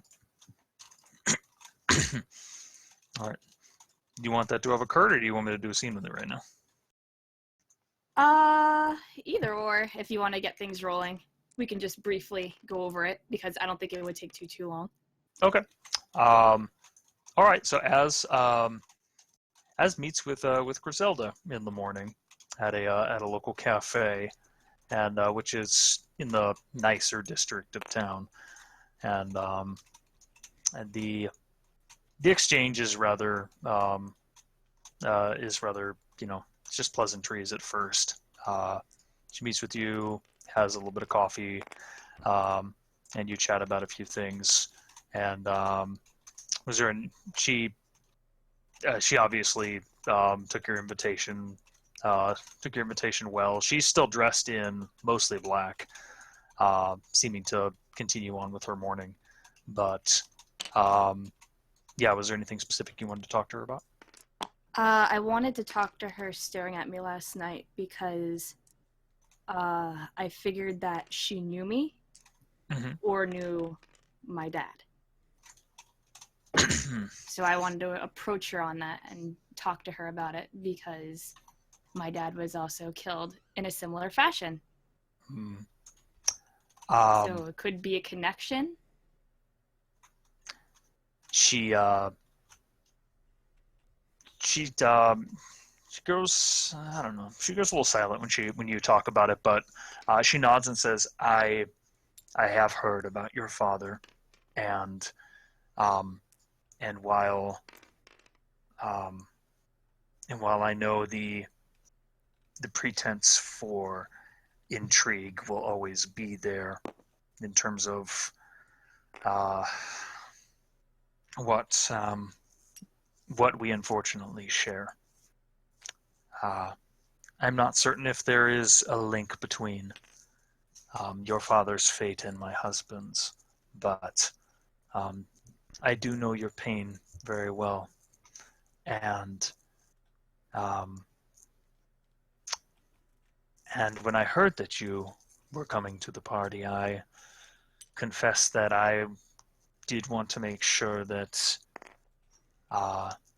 that you and a few others were the ones that were selected that evening. As she goes on, she will note that there was a point during the card games where she had offered up a particular, not a marker, but basically like a token of trust. It's something that she explains is like basically like a really large favor during the game, and that's what had caused a lot of commotion. She was trying to get Madame Misk's attention, and when she had done so, that's when she had told her to rig the drawing in order to get the four of you selected. And she said, the other three I see potential in. I do. They look like they can handle themselves. But knowing what I do of your father, and knowing that the proverbial apple does not fall far from the tree, I did consider whether or not you might make a strong ally in the future. There has been talk among the circle here about whether the deceit that has been rampant thus far these past weeks is a malevolent force becoming aware within someone in our circle. And being that my only connection to them now is through my idiot son, I'm forced to look elsewhere, knowing that you have a common pain. Gives me hope that we might work together at some point, should you be willing, of course. I would gladly take that offer. She nods and says, I have the utmost faith in the four of you. Do take care with my friend Alana. She is a brash sort, but there are few truer friends to me than her. And if anything, by my word, she will keep you safe. So,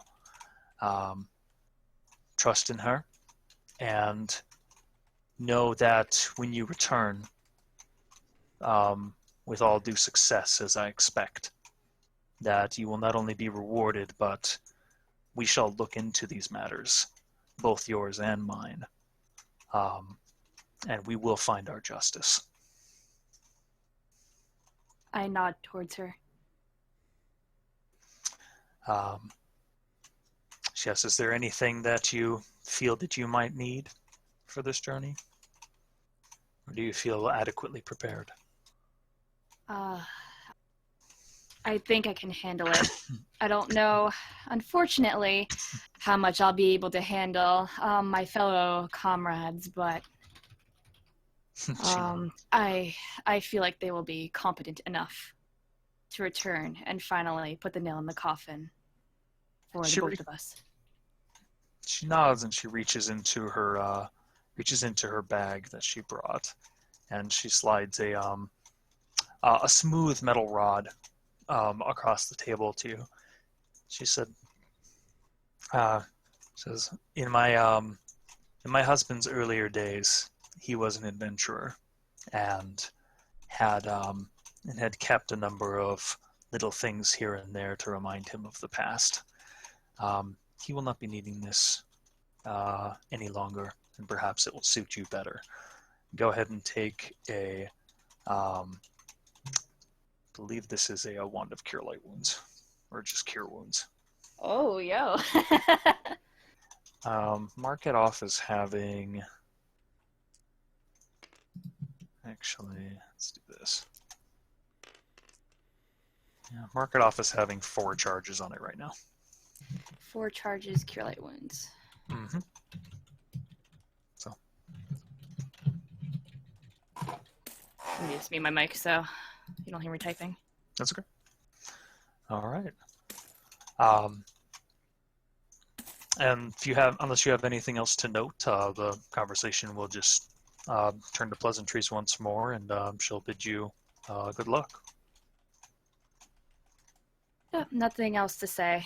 And I just tell her, I will do this for you, and then we will investigate further. She nods. I will see you back soon. That I'm certain. Okay. All right. And you depart her, and we will, let's go ahead and pull this up. I should probably ask, since it's about 8:30. I haven't gone to the bathroom, and I need to. Is it okay if I take a quick break to do so? Sure. Go ahead. Yeah, I'll do the same too. Same. Okay. Why don't we take a very quick bathroom break, and here I will, at the very bare minimum, we'll do this real quick. Oh.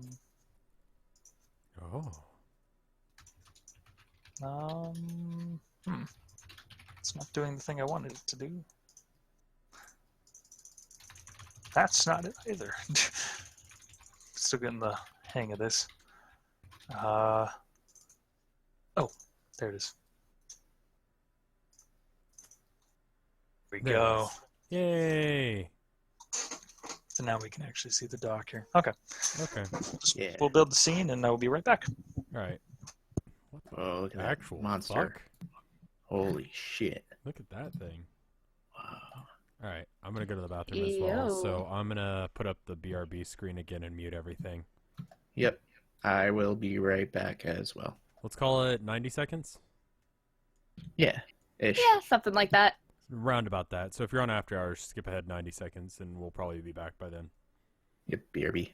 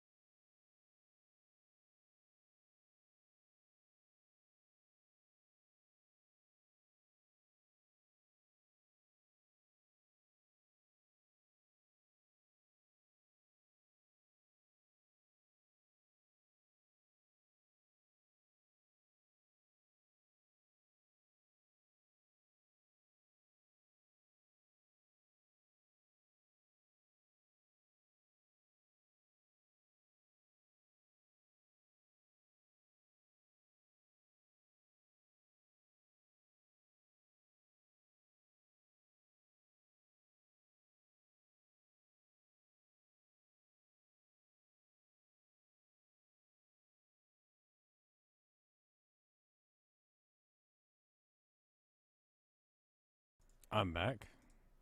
I'm gonna unmute them now. So we'll see when they're back.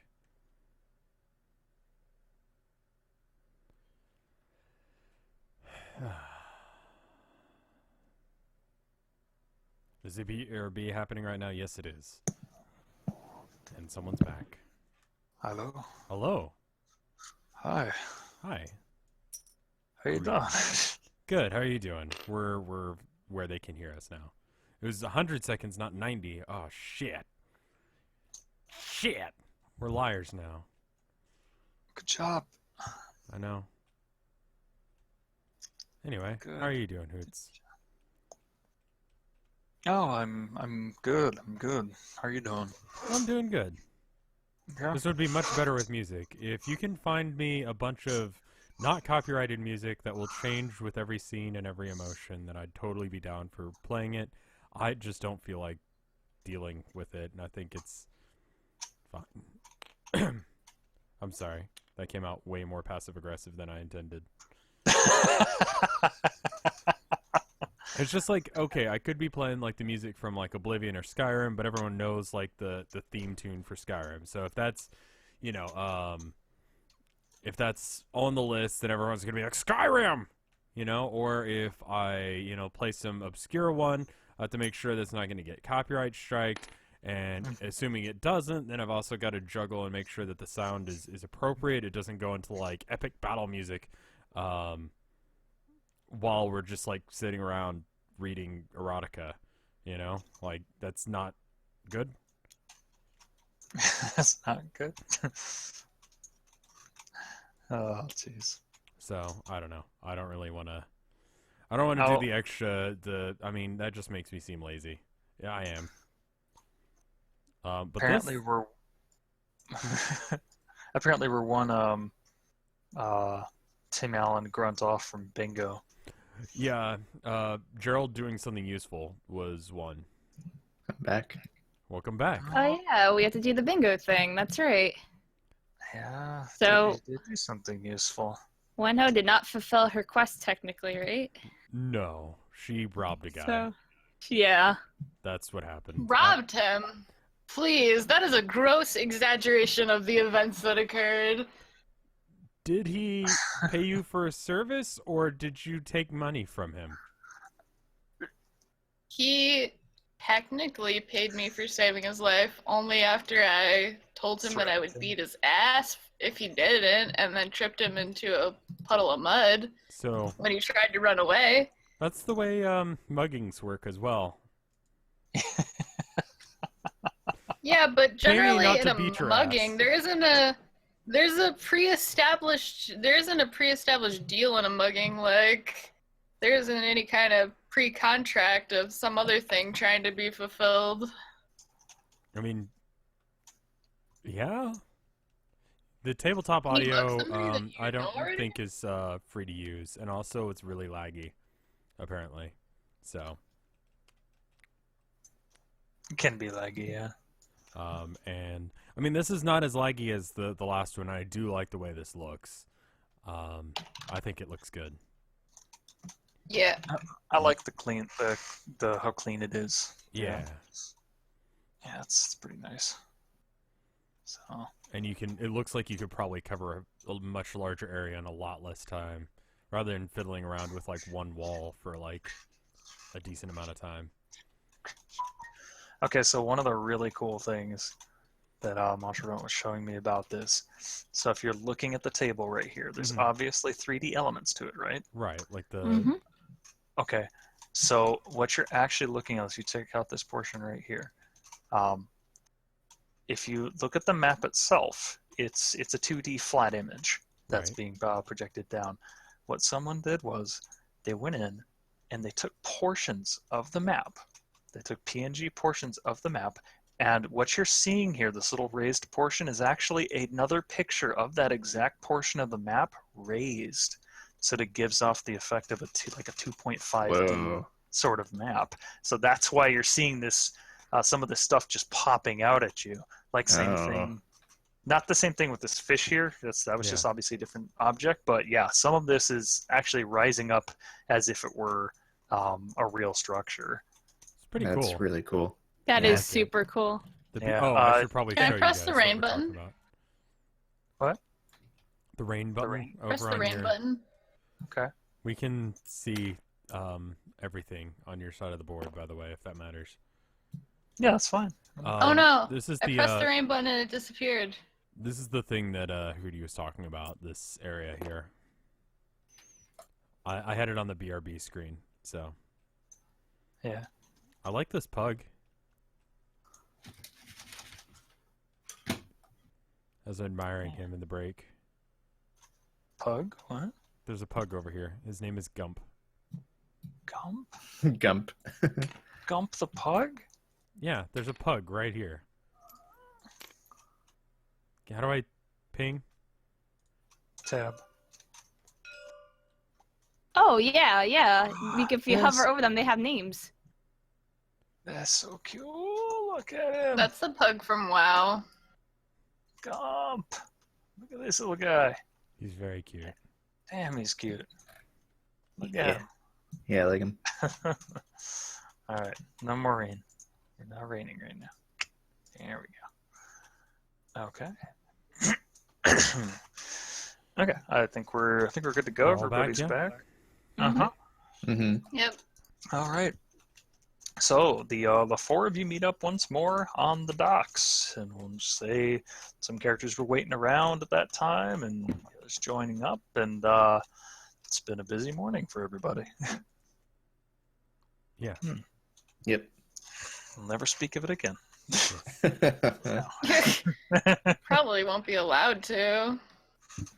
Vinny is now hosting us for just short of 1,000 viewers, so if you had the thing. Oh, jeez. But yeah, we're playing D&D for everyone who just got here. Hello. Hi. Hi, everybody. Hiya. Hey. Welcome in to the madness. Yes. As Alright. we're heading to the Welcome dock, to D&D. I want to toss Gerald a small bag of coin with about 12 gold, saying, "Hey, thanks for saving me earlier. That was really good of you." No problem. It's what wizards do, which I am a wizard whose name is Gerald. Yep. Yeah. Yeah. You're a wizard. Yes. Here- Do you want me to here, Gerald. continue reading? We're getting to a very interesting part. Sure. Okay. Until we get there, and then you're gonna stop immediately. Okay. His manhood began to swell like week-old No. roadkill on asphalt. Okay, Gerald. Okay. I've heard this one before. You don't have to tell me. Really? You really must be my familiar. Yep, I've heard it. Yep. Hey, look who it is. It's the two from last night. The two Hello, being... dog. Hey. Hello, it's me, Gerald. I don't know you. Hello. Hello, Gerald. Come here, dog. Yeah. I just trot up to you, shaking my tail. I lean down and I put a little makeshift collar around you with one of those little gems in it that I, quote unquote, allegedly robbed off of that guy. Whoa, where did you get this? Don't worry about it. Okay, wow. Thank you so much. That's very good of you. Thank you. I'm so happy. Take good care of it. Probably worth a lot of money. Great. Oh, good times. Okay, so the four of you have made your way over to the skyport here, and there's only one ship that's currently in harbor at the moment, and it's a fairly large ship, definitely meant for long hauls and sailing, as well as having the capacity to carry things back and forth between places.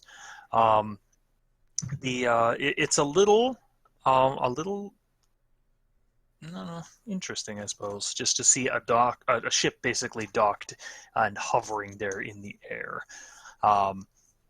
Virtually nothing looks like it should be keeping it in place, but stay it does. And this large vessel is currently unloading at the moment. Lots of very, very strong men and women that are carrying large barrels and sacks and just lots and lots of stored goods. And as you walk over toward the ship, you will see a long-legged woman that's standing there on deck, dark-haired. Actually, I had a picture here. Damn it, I had a picture. I'm so sorry. Does she have a second name? Sorry? Does she have a surname? So, yes, she Okay, does. then, all right. Yes. In any case, she actually looks like a younger woman, maybe in her early 30s, and she's obviously wearing a fairly large and nice hat, and also has a colorful bird on her shoulder. And as you approach, she looks out to the four of you and says, "Are these my travelers here?" Yes, my name is Gerald. I'm a wizard. I'm supposed to be getting on this boat. Do you want to hear a story? I I've been heard we reading had a this talker. What? I'm a wizard. Said, I heard there would be 4, not 3 and a dog, but am I mistaken? My familiar counts as 1. No, ma'am. I'm the 4th. Yep. I say to her. I'll be damned. Interesting. Well then. My name's Brisket. I'm a dog.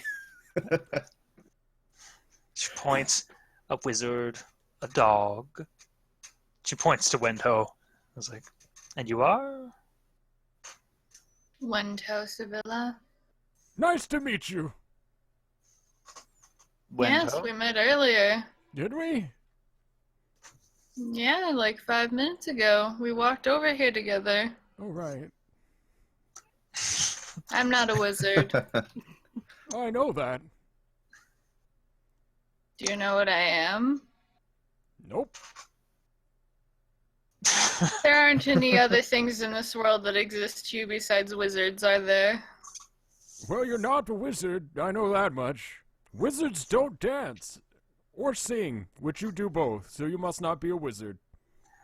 And you're not a familiar, You because got you're me. not a dog.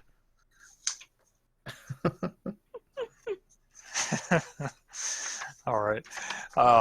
She'll look to you, Azana, and say, are your features prominent, by the way, out of curiosity?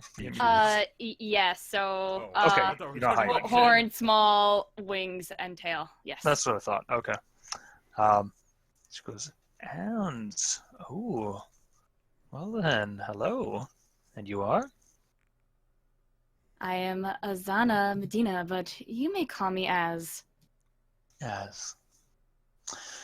Well, to all of you, I'm Captain Alana Jeddick, and this is my boat, the Wager. And I'm told by my good friend Ooh, I heard someone fall away. Oh, Yeah, I no, heard there we go. Sorry. That's cool. Griselda tells me that you're to take up passage on my ship here, and I would never say no to her. So, please, you have all of your belongings. We are traveling to colder climates. Yeah, Is I'm good. that an opening for us to go get some stuff? Because I could maybe do with a winter jacket or something. A winter jacket? I mean, okay, if that was what you wanted to do.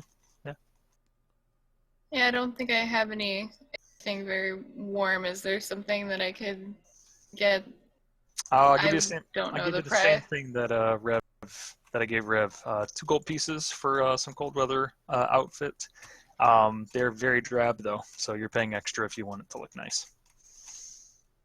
How much extra can I pay for it to look nice?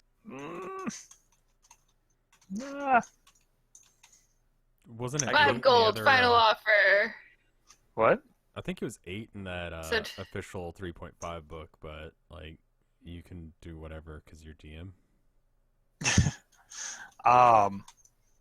Yeah, we'll put it at 8 if you want to get something nice. So you can just take it off your gold list. You're fine. I will do that right now. Okay. All right. Also, can I buy some ginger? Can you what? Can I buy some ginger? Ginger? Ginger. Uh, G-I-N-G-R. Sure. Why? Because I don't want to get motion sick on the boat.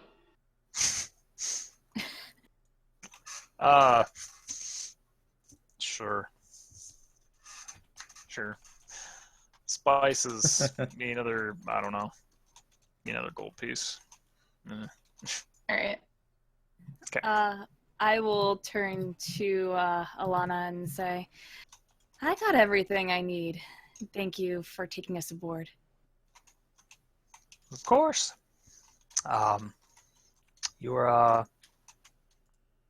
You'll be riding with us. You will do your fair share while you're aboard my boat, and you'll do everything that my first mate says. And she points up to a really, really large green tinged skin man. Muscles just, bulge. He's not wearing a shirt. Muscles bulging out everywhere. He's got tusks that kind of come up from his bottom lip. So that there's Thralled. If he asks you to do something, do it. That's Yes, all I ma'am. ask. And that you pay my bird mind. And she kind of pets her bird that's on her shoulder. I'm not really sure what to describe it as, other than maybe just a very colorful, not a parrot, but I guess maybe just like a more colorful looking like cockatoo or something like that. But it's a fancy looking bird, and she makes mention to it. Just makes some bird noises. So Bird noises. yeah. Bird noises. Bird Okay. noises. So you're left to get onto the ship there, Thralled.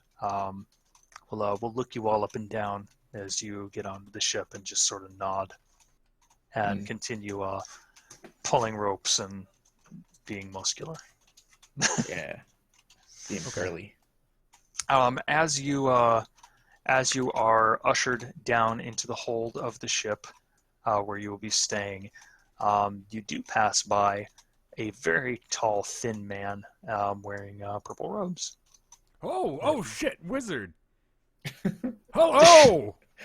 Are you a wizard? My name is Gerald. I'm a wizard. Hello? He stops, turns, looks at you, looks down at you. Hello.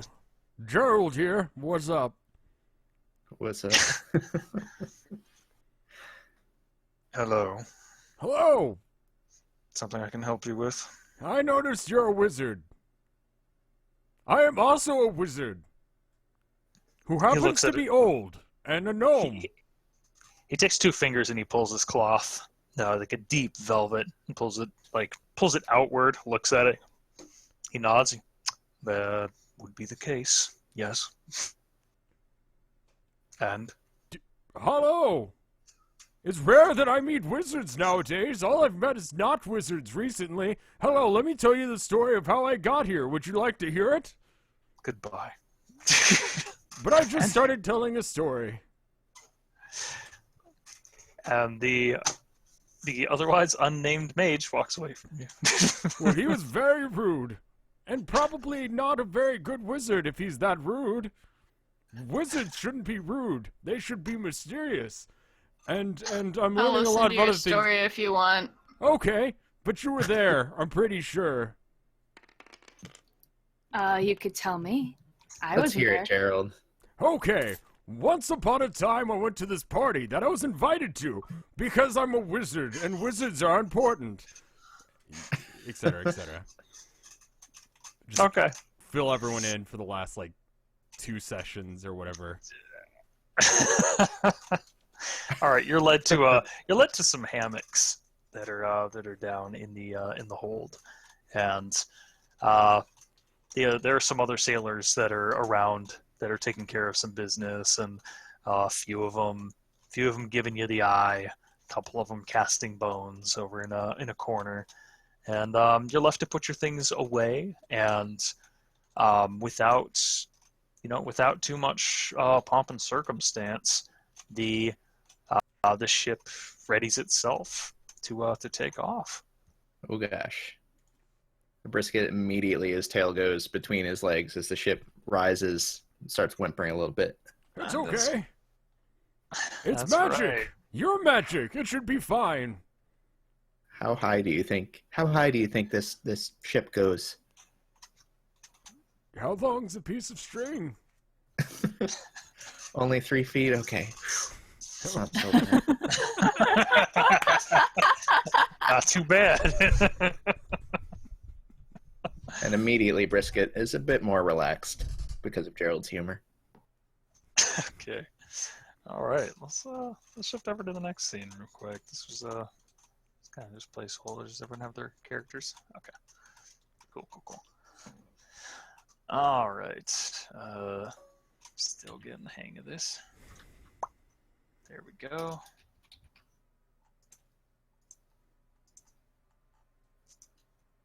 There we are. Whoa. All right. So, like I've said when we first started the game, in this setting, your character is a little more familiar with the idea of some scientific marvels that are starting to come into existence here in the world. Gas being used for lamps outside. Different sorts of machinery that are being powered by various sources. If you want to think of some like really early experimentation with electricity and its properties, and like gnomes doing the whole Tesla thing, you want to think that way, sure. But I mean, this is a marvel in a lot of ways. Air travel is still a very new thing, and it's oddly exhilarating and also maybe discomforting for some, particularly Brisket. This ship hums, and I mean it just hums with energy and power, and you can feel it about as much as driving across a bumpy road and feeling your teeth clatter together. It's palpable, and you're still kind of awestruck. You're not certain where the source of this energy is coming from, but present it is, and you feel the ship lurch away from the docks, and all of the men start cheering that are above board, and sooner rather than later, you guys are off.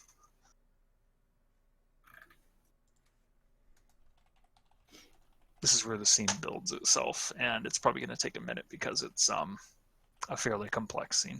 No problem.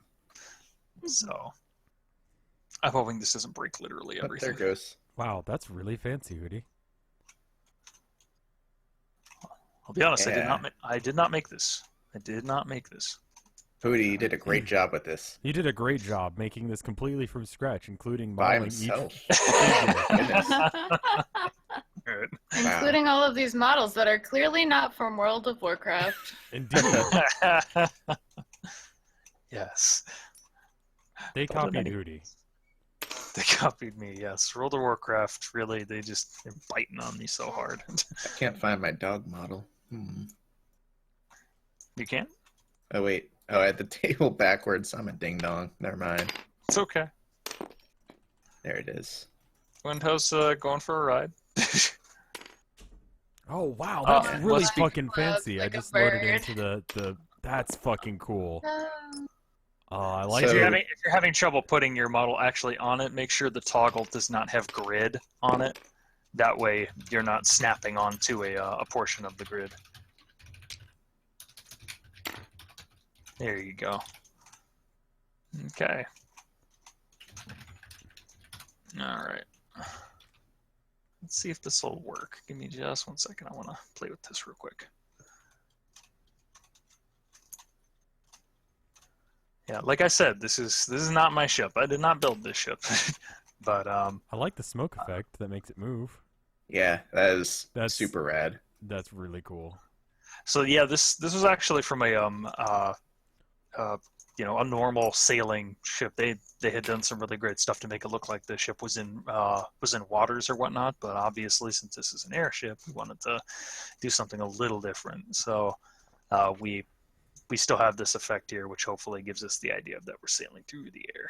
Yeah, it totally looks like clouds. So Yeah. I'm getting like a huge Skies of Arcadia vibe. I Yeah. will be completely honest. When I started writing this writing out the ideas for this campaign, I was looking at Skies of Arcadia as being one of the models of the feel of what I wanted to try and capture in some of these ways. yeah, So Still need to play that game. yeah, I've never I played do it. too. But I watched Minnie all of play you it. need to. Yeah. Yeah. So So the grid's really light, but we can work with that if necessary. so who's around? Like when we look around, who's aboard the deck? What do we see? Okay.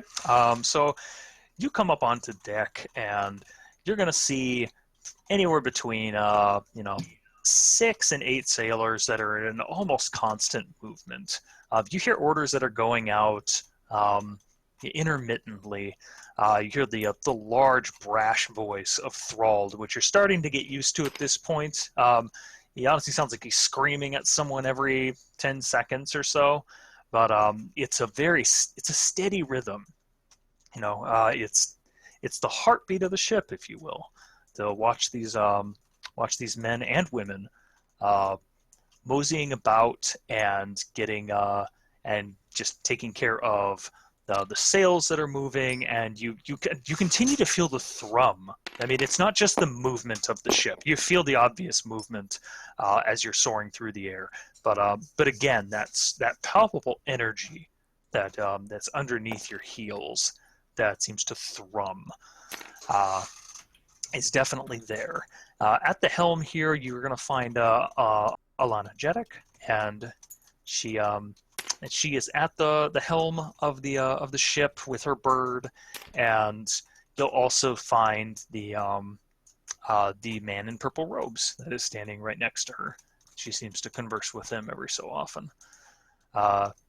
This is obviously a time of lots of work that's being done. None of the sailors look like they're just pissing about and doing whatever.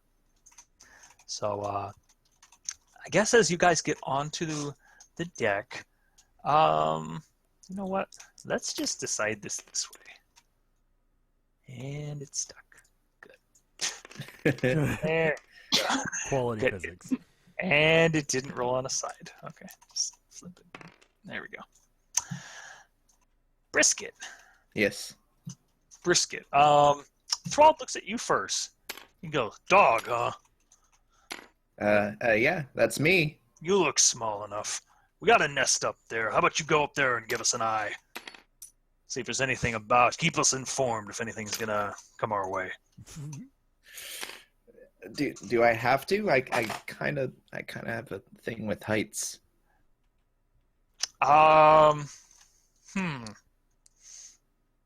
Please.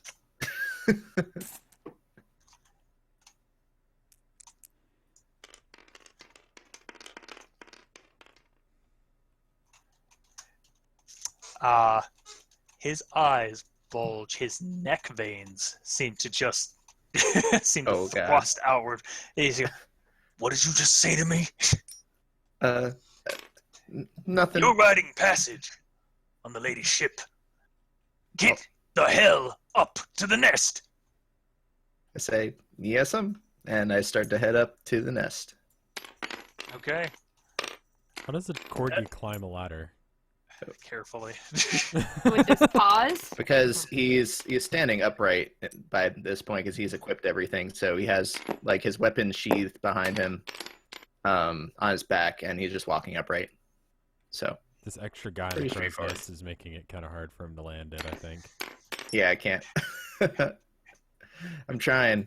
1 sec. You're still snapping to grid, that's why. Here. Oh. Who put the Mountain Dew up there?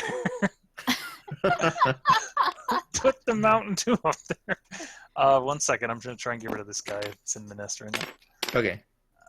There you go. It's just a hidden landmark, Hootie. You just found Mountain Dew Island. Oh, cool. Brisket, how could you? All right.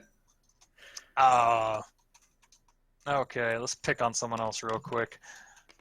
Let's pick on Wendho.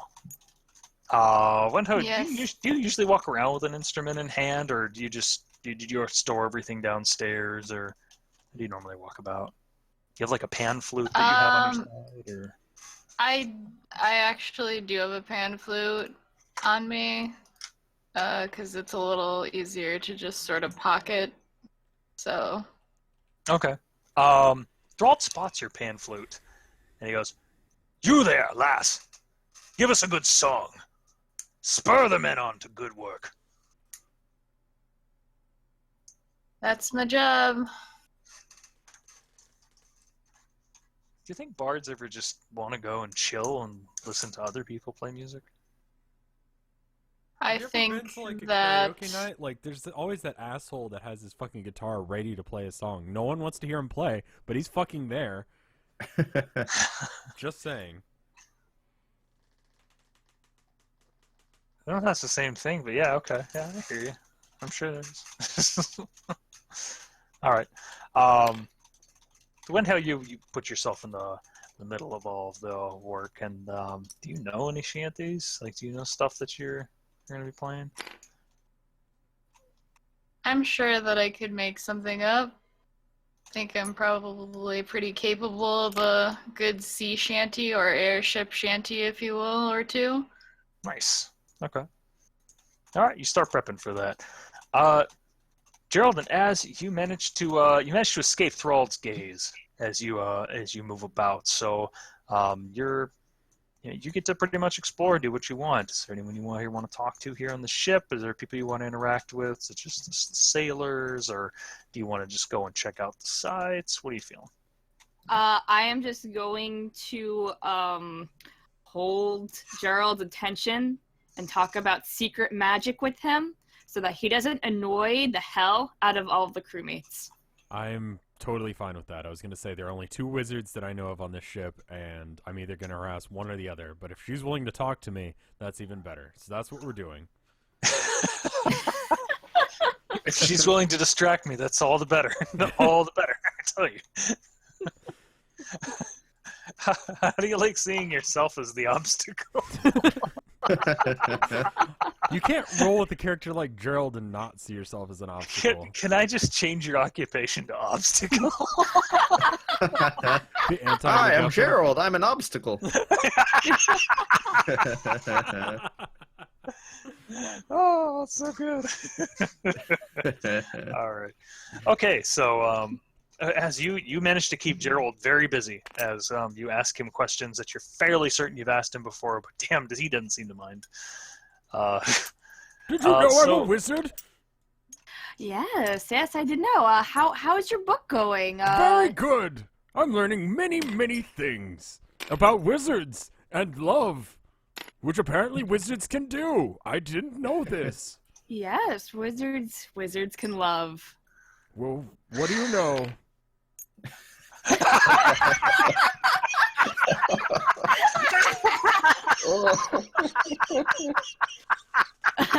Do I need to like roll a composure check? For me, like breaking down or like going insane by talking to Gerald? Sure.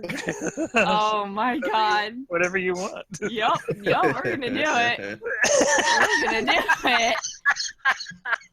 There we go. Let's just take my 20 and let's just roll it onto the board somewhere. That's a 15. That's a 15. I think I'm doing pretty well so far. So is that against a wisdom check?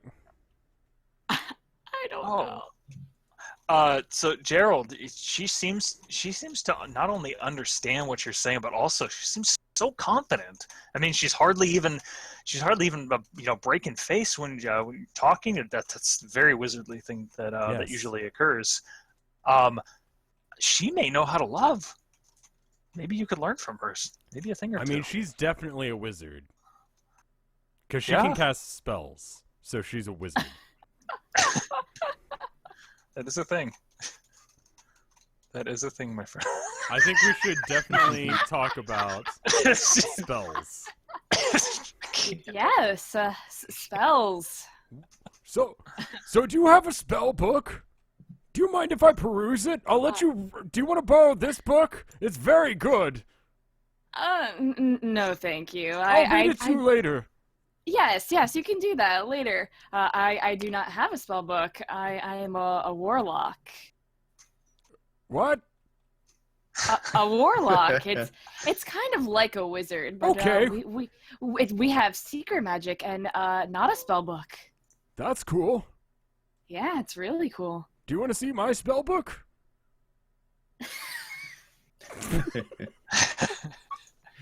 That was an innuendo.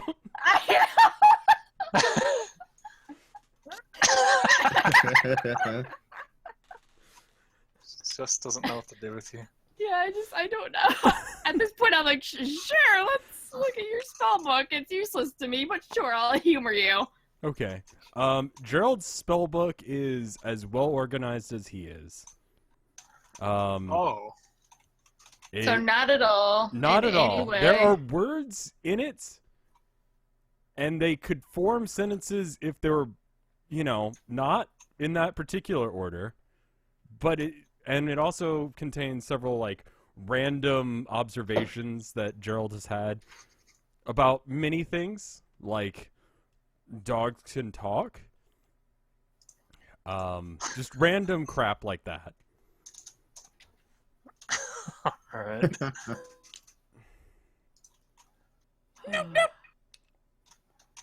God damn it. Now you nuded. Now people have to. Now somebody do- probably bingoed. Someone probably did bingo off of it. Sorry, I realized you didn't have your newt, so I gave him to you. Thank you. Okay. All right, you guys do let's see. Wenho, why don't you give me a performance check? Brisket. Yes. Brisket. Tell me your woes, your story about this crow's nest. Oh gosh. At first, You're pretty sure this is higher than a piece of string, Brisket. yeah, this is really, really, really high. Oh my gosh. Okay. Let me just focus on the distance, see what's going on. Do I see Alright. anything far off when I'm looking around? It's pretty much just clear skies to you. In fact, there's a small party that wonders, what am I even looking for? It's a lot of clouds. You're moving quickly. There's wind, obviously. And you see some birds off in the distance, but not much else, Brisket. Do I smell anything? Anything unusual pop out?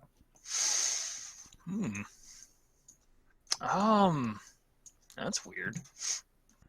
No, honestly, it smells like you catch a little bit of sulfur on the air for whatever reason. Hmm. A weird smell. Hmm.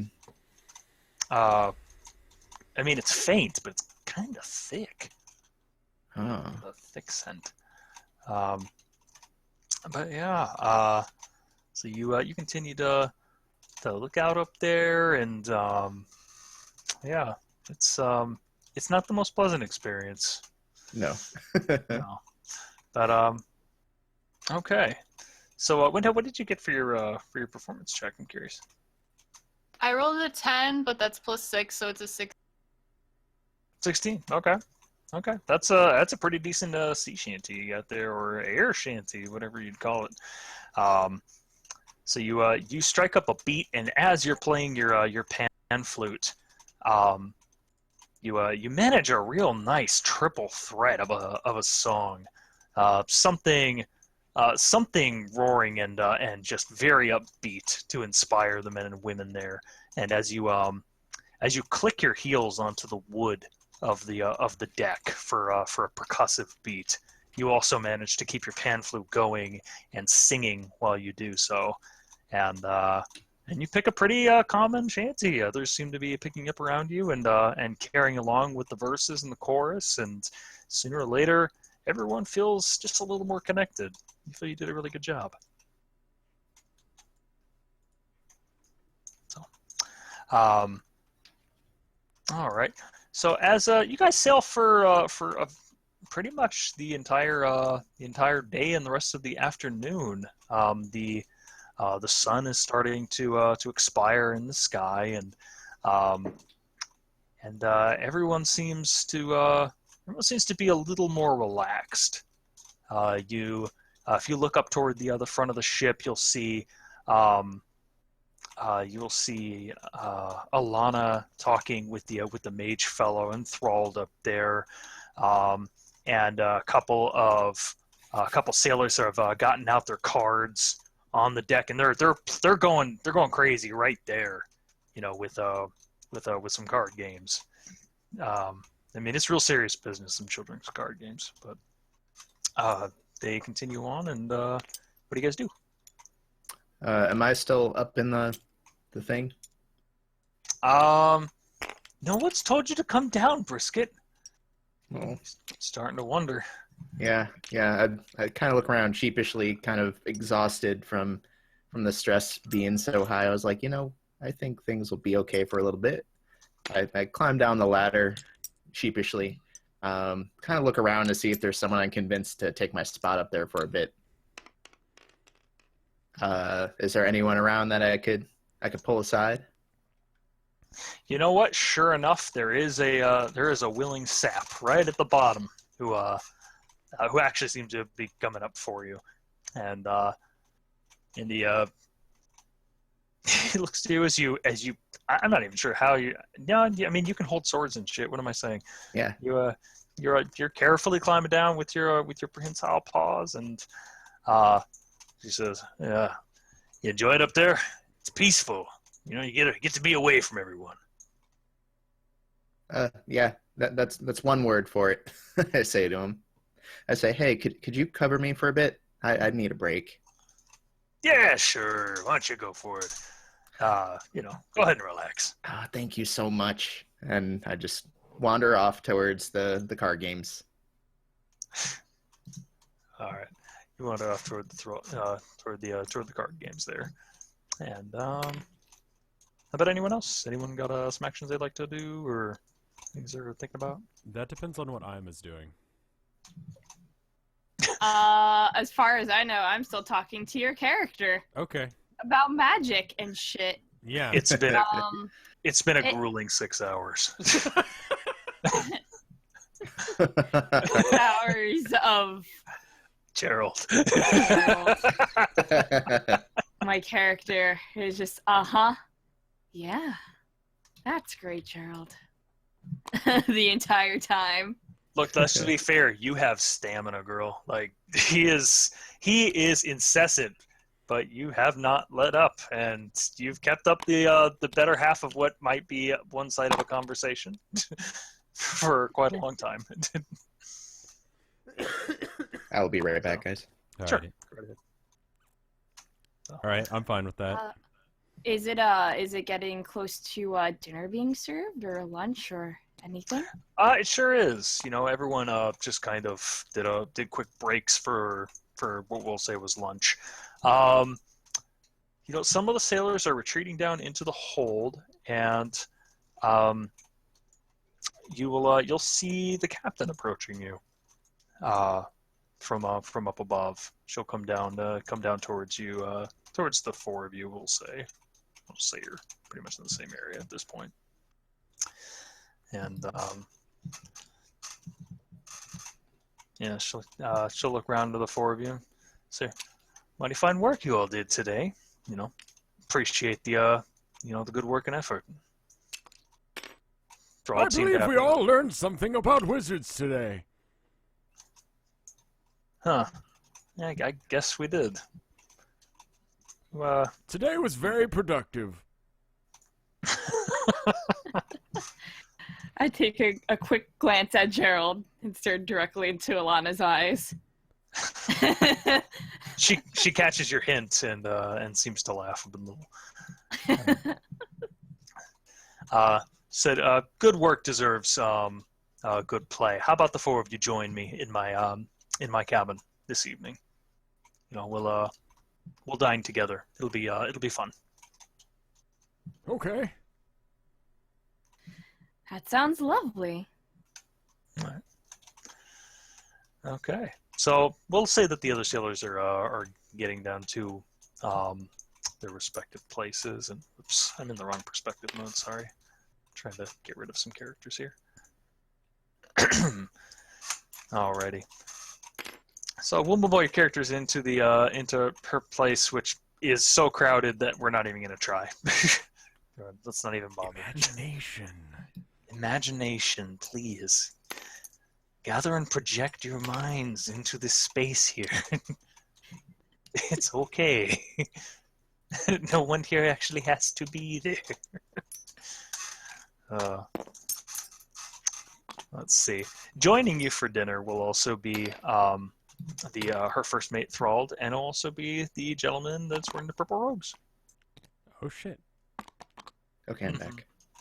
Welcome back. We're going to eat dinner with the captain. Also, a wizard's there, and that guy that told you to go up in the crow's nest. Oh, so no one's in the crow's nest, supposedly. No, Thrall, or whatever his name is. Oh. That guy. First. Oh, I see what you're saying. Okay. That guy. Yeah. Mm-hmm. Cool. Okay. As you go into the captain's quarters, it's fairly nice in here. It's got some regal decoration.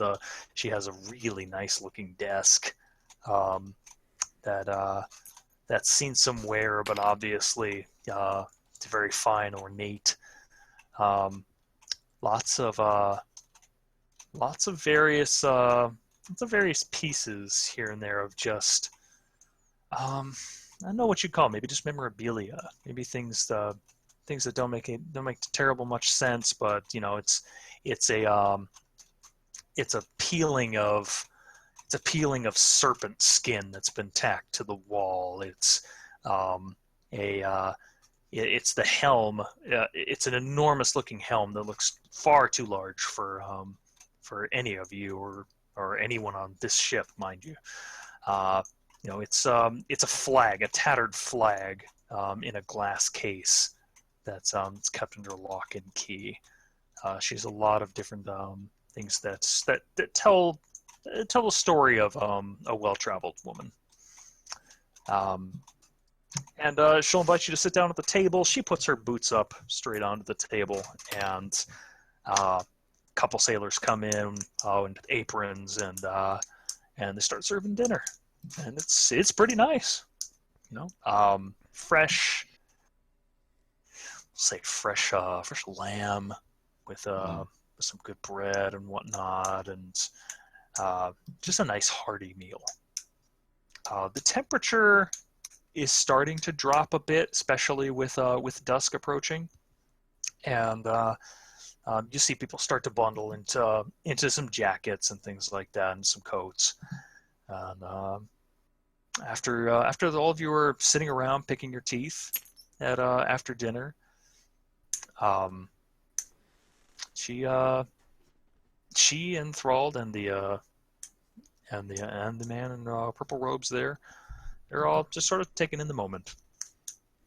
And you hear her ask a question. Say, so the four of you known each other long? Traveling partners? No. Nope. We all just met actually last night. She does raise a brow at that. Really? Yeah, Oh. we were at the guild's master party, and what's her name again? The lady who gave us the Griselda? quest. Griselda gave us all amulets that spoke to us and told us we had to go to the place we're headed. Definitely magic. Yep, lots of magic. Wizard approved. She smiles and then kind of looks down, then her boots at that. She goes, "Oh, I'm certain that certain there are good reasons for all of it. She's told me of our task here, and to be honest, I'm not certain. Not certain we'll need all of the help. I've passed by the area a few times before. It's definitely a lonely looking peak. But the hall there, oh, the hall is something of a dream for architects. It is enormous, even from the air. And when I passed over it, I saw a lot of activity down below from our view. It's a lot of robed figures just idling about and moving about on the grounds. So, I dare say this would be quite a treat to be able to go down there and meet them. I'm told that the dwarves that are there don't get out a lot. So, Are they friendly? Reclusive, I would say. Not I mean, how unfriendly could you be? Living up in the mountains and brewing only the finest, right? No, if it were me, I'd be having taste testings every night. So, so do any of you have any good stories? Yes, I have plenty of good story. Oh God! I'm you gonna scared go him. make some You tea. shouldn't have said that, mister. You shouldn't have said that. Once upon a time, there was a boy, and he lived in a very small town. He very much wanted to be a wizard. Etc. You see the man in purple robes. He clutches his temple. He goes, permission to cut my own head off. I think I want to keep you on for a while, Viren. So no. In fact, why don't you take the four and show them the inner workings? I'm sure a lot of them have been thinking about the ship itself. Why not show them around a little bit? Okay. I'll tell the story later then. Also, I didn't catch your name, wizard. He sighs. Mine's Gerald. I'm a wizard too. Oh. He is so unhappy to have to talk with you. He does not hide this a bit. And Viren. Shipmage Viren. It's nice to Shipmage meet all of you. Viren. Got it. Did you just say shipmage? That's what I heard. Yeah. You shouldn't be so down on yourself. You'll never become a great wizard if you are so negative. He casts Alana, a look, like a withering look, and she is nothing but smiles. And he stands up and he said, "Follow me. Let's do this quickly." He points to Gerald and says, "You, Yes. no talking, Oh. none." Oh. So he leads the four of you out of the captain's quarters and across the deck of the ship, and you go down some familiar steps as you have before when you first came on board. But at one of them he stops and he continues along one of the deck floors, and in his ropes he pulls out a large jangle of iron keys, and he goes to one of the doors, and he plugs one of the keys in and turns to the four of you and he says, "All right, hushed voices, please." He looks at you in particular, Gerald. He looks upset Hush. that he's not allowed to speak. He picks up on this. He's, "You may speak if you can whisper." Okay. He nods. He turns the key. He opens the door.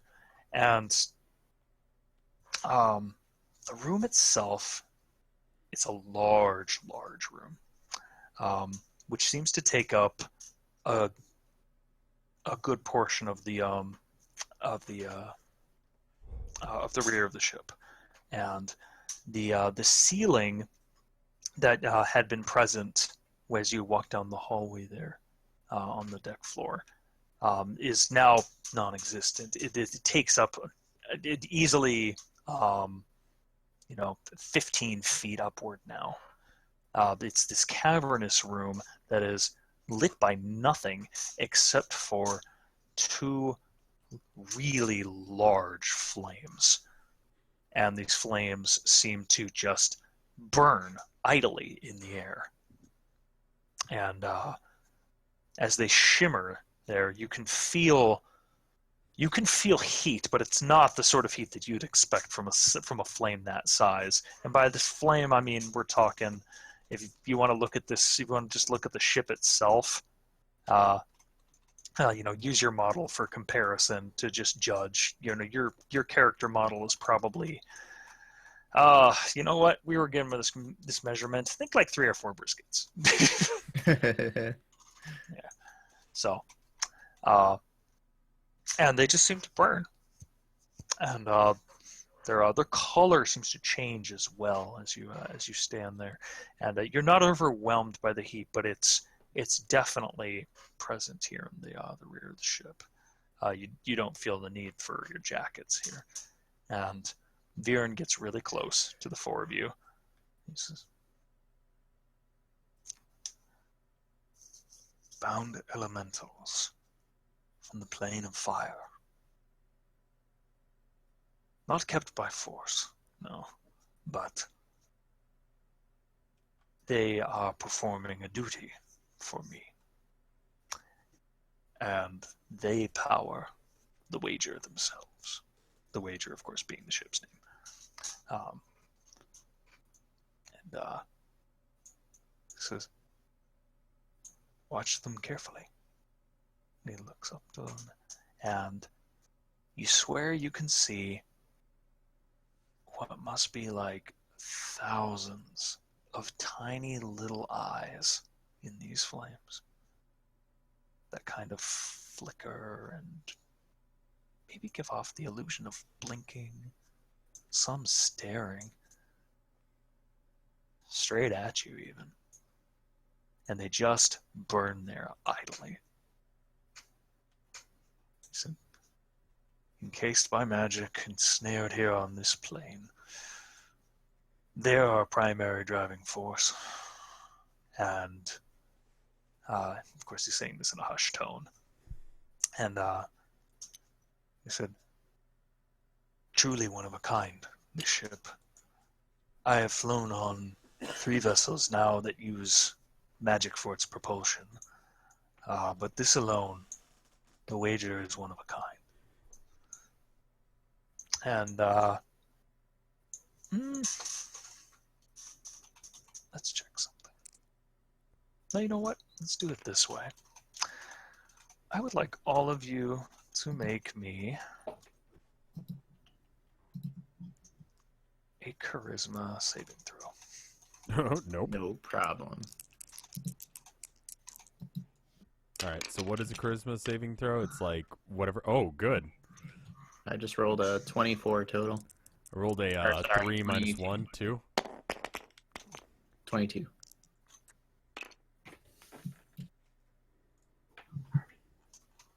I rolled a 3, but that's +5, so that's 8. Okay. That does not sound good, though. And Wento? 8 plus 2, 10. Okay.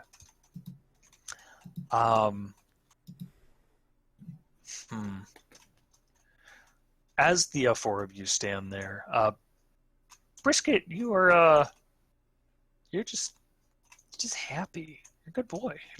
You're just like lost in thoughts. You look at these things going like, wow, this is amazing.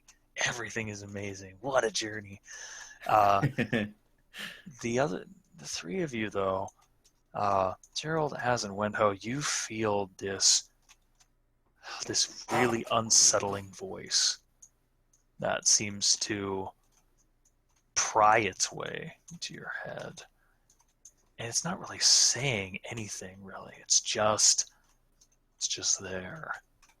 And almost like a sound that you've heard before that you've managed to tune out, like hearing something that you're fairly certain's been there for a while, and you're just now catching on to it, and it's like gibberish. Hmm. Well, I guess I should check. Does anyone here speak like Ignan or anything? I don't know speak what languages Infernal, you take. if that... It is not Infernal. Okay, let me check my languages. I just want to be certain. Speak Common, Gnomish, Draconic, Infernal, and I can speak to small animals about minor things. Okay. Yeah, and I only know Common, Infernal, and Elvish. Okay. No, Common and Canine. I can only speak Common and Samsern, but I do have words of the past. So words that are otherwise meaningless to others are perfectly understandable to you. You can cast Comprehend Language as a ritual, but rituals take a while, so I don't know if this is a situation where that's applicable. Up to you. Up to you. It sounds like gibberish to all of your ears. It's the oppressive force that makes you kind of shudder. These are obviously manifestations of beings that are rather strong, and that seems to just kind of make you feel uneasy. You find with effort you can tune it out after a while, but it is unsettling to you. So. Okay. So can I try to comprehend it then? You can spend a while to try to comprehend the languages there. Yes. Oh, I'm not even looking at the right person. As we say, understand, but you can speak. Okay.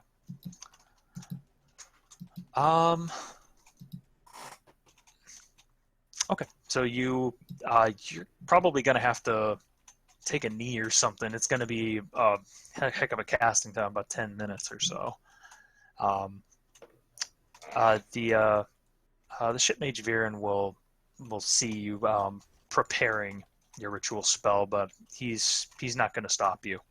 So, since no one's screaming or doing anything here, he's fine with it. And if you take the time to do so, you feel a welling up of knowledge within you, and things that seemed so strange to you at first now become quite clear. But no less odd, or in some cases concerning. As you complete the spell and you feel it rush into your mind, and you feel the language about you starting to take form. You realize that all that they're really saying is fire, fire, burn, burn, all, burn, all, fire, fire, fire, burn, burn, all, burn, all, fire. Like a chant almost.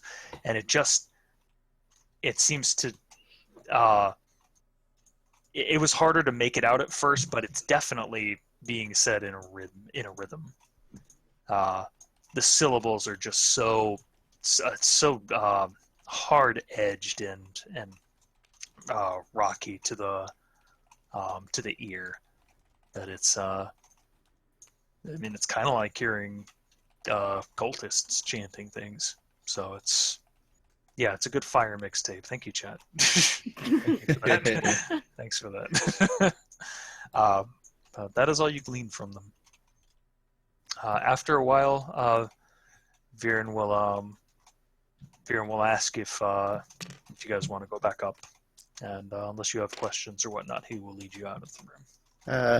What happens if the fire goes out? What if they stopped?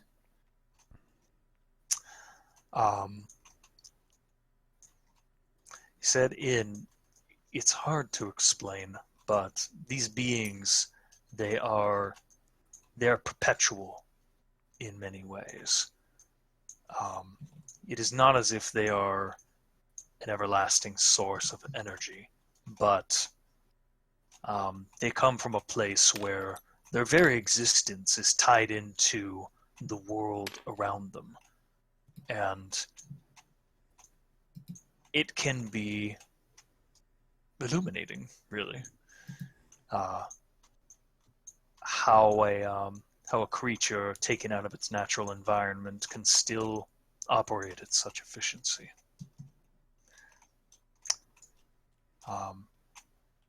They have served the wager for a number of years now, and I suppose time will tell whether they will serve many, many more. I suppose. How did they get here? I say in as much of a whisper as Gerald as possible. He nods. Valid question. They originally were bound. They were bound by a pact, more of an enslavement, if you will, by a pyromancer who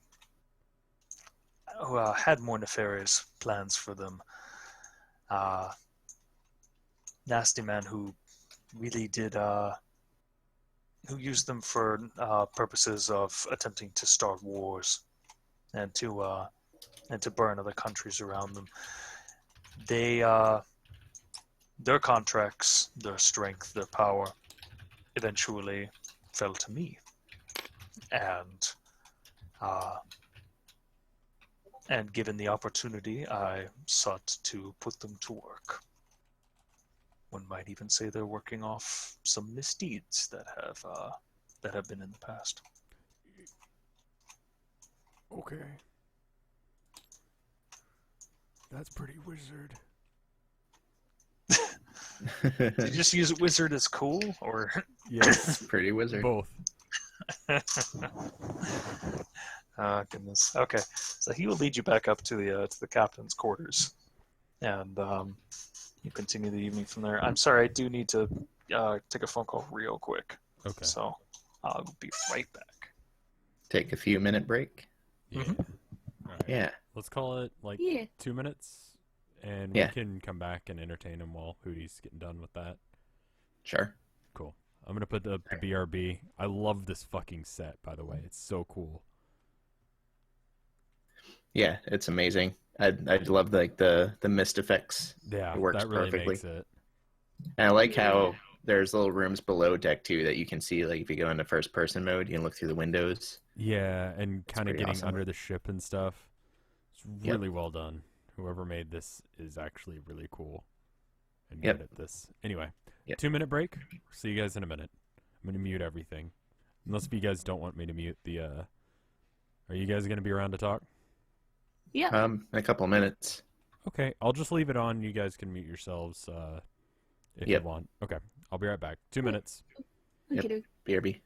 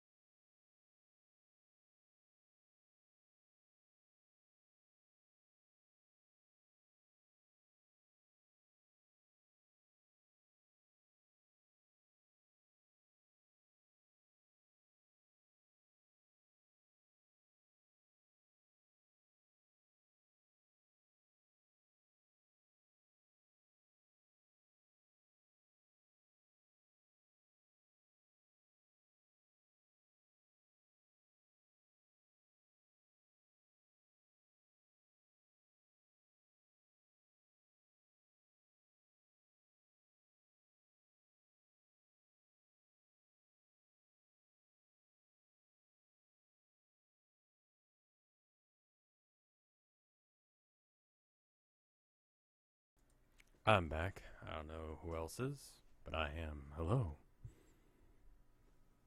Hopefully, the BRB is helpful to you guys. If there's anything that seems fairly basic about D&D stuff that you don't understand, please let me know. We have a few minutes probably to go over stuff, and I'm not like the most well versed in 5th edition, but I'll try and answer basic stuff or talk about whatever.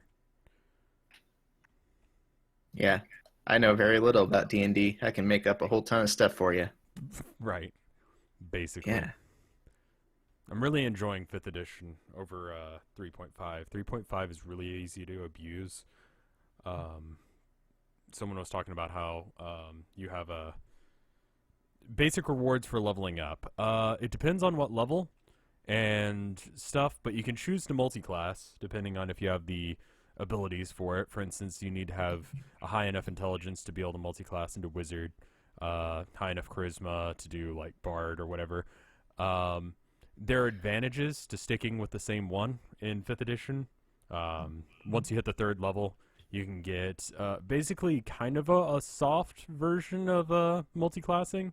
There's different variations of how you can roll a wizard or a bard or whatever.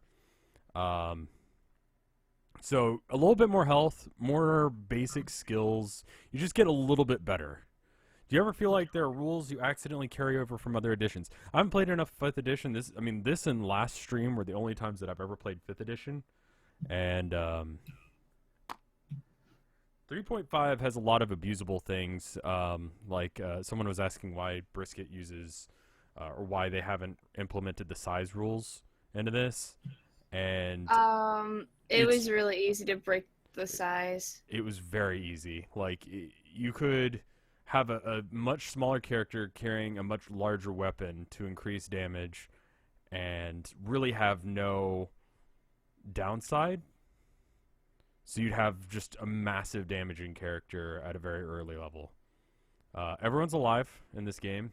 This is a nitpick about your explanation on the BRB, but charisma is off. It's not really likability or attractiveness. It's just force of will.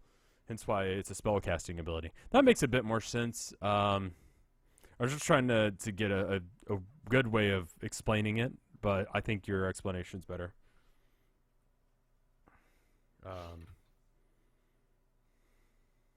Yeah, and it depends on the class. Like each class has their own bonuses at level up. So, I would say Gerald is not suffering any form of dementia. I think he's just since he was Just very eccentric. young, he's very eccentric. I'm very much playing up the fact that he has 8 charisma and not. So 10 is as low as you can go and still have no pluses or minuses. 8, you begin to get into minuses. His wisdom is average. His intelligence is really high, actually. It's as high as it could possibly be. So he's smart. He doesn't really get like people, and he doesn't really get what it is to be a wizard either, which is why the Jeb book is so important. He's a weird guy. A lot of his life has been spent either following his teacher or bouncing around town to town, being kind of a nuisance. So he doesn't get a whole lot of like practice time with people.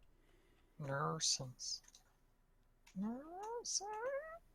Hello? There. hey, What if What's he's going actually a fucking on? genius, but he thinks people act like that because he doesn't know people because he's studied his whole life. He doesn't. So I wonder how his high int actually manifests itself. He's capable of remembering and understanding everything. I wouldn't say he's like, I mean, 3 intelligence is fun to roleplay, but I don't know. I wanted to step away from that. I play a lot of monks, and they're always, I don't know. I don't like playing conventional characters. I think it's boring. Like, oh, the paladin that, you know, seeks truth and justice, and the warrior that's, you know, all about the fight. And it's just like, it's so boring. I wouldn't say Gerald's autistic. No. I mean, he gets that he's pissing people off, but he just really doesn't care. He just assumes that's part of normal interactions.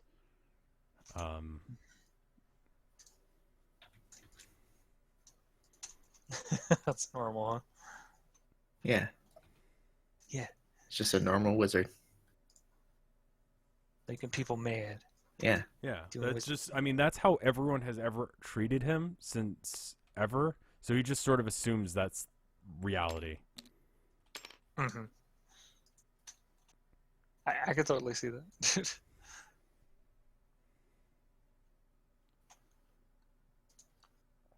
Okay. Gerald is on the older end. I think he's like the equivalent of like 70 or 80 in human years. Was he in gnomish years? He's 200, I believe. Oh, So he's been around a while. dang. Yeah. We're opposites. Brisket is 8, which is kind of middle-aged if you're translating to adult years, I guess. But Mm-hmm. Monto is 67, but for Samsern, that's like How long not is even Samson's? middle-aged. Samsern's outlive humans by like 100 years, so she's really... Actually, hang on, let me look that up. He's not really a sociopath. Like, if there's a synonym for sociopath without a negative connotation, that's what he would be.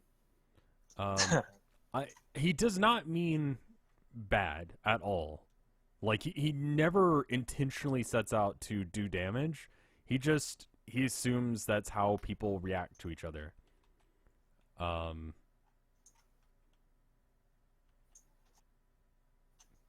I have a question. Yes. Never mind. Never mind. It's all good. Okay. Later, maybe? No. I was testing something. I wanted to see if something was the case, and it's not. I like that this only gets on my side of the board here, and that everybody else is like all like your stuff is still quite visible off to the sides and whatnot. And mine, I've got like water gushing over my dice. Oh. Get that air, yeah. That's kind of an issue, yeah. Yeah. Okay. I will be honest. I'm probably gonna help set the next scene, and I may have to just call it at that point. Sure. Mhm. I'm exhausted. I can barely keep my eyes open. I still have to make dinner with my wife. Yeah. It And might I was be- gonna say I gotta work early tomorrow anyway, so it's Yeah. totally a-okay by me. Okay. Yeah. Cool. Yeah, no worries. Yeah. But it'll be good. I'm gonna check Twitch chat.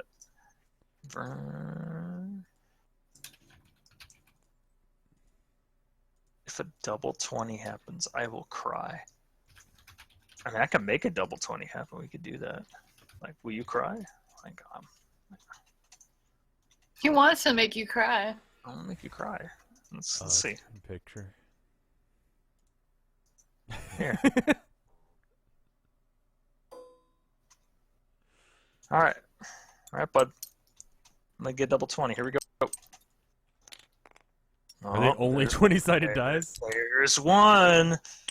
Oh, time for the Whoa. waterworks. What? How would you do that? That was crazy. That is some wizard shit. Yeah, Oh my god. I know. I've Gosh, had it's, like a full it's pot just of so coffee, cool. So I'm it's, good. it's so cool. Here, you try. Try it. Try it. It's not easy. It's harder than it looks. Oh, so goddamn close. Very close. Dang. So close. Dang. Damn, I wonder. Try again. You maybe get a different result. It's tough. I know. It's difficult, but you know, we each have our strengths. We each have our strengths. Oh! Oh shit! Oh no. That's a candle. You guys are okay. You're okay. I wasn't the only one to The break the board elementals today, so are- that's fine. Or angry. Yeah, I do need to write down that whole conversation about the fire elementals because that's something that Gerald needs to follow up on. Yeah, was that just flavor, or is that going to be significant, or declined to say?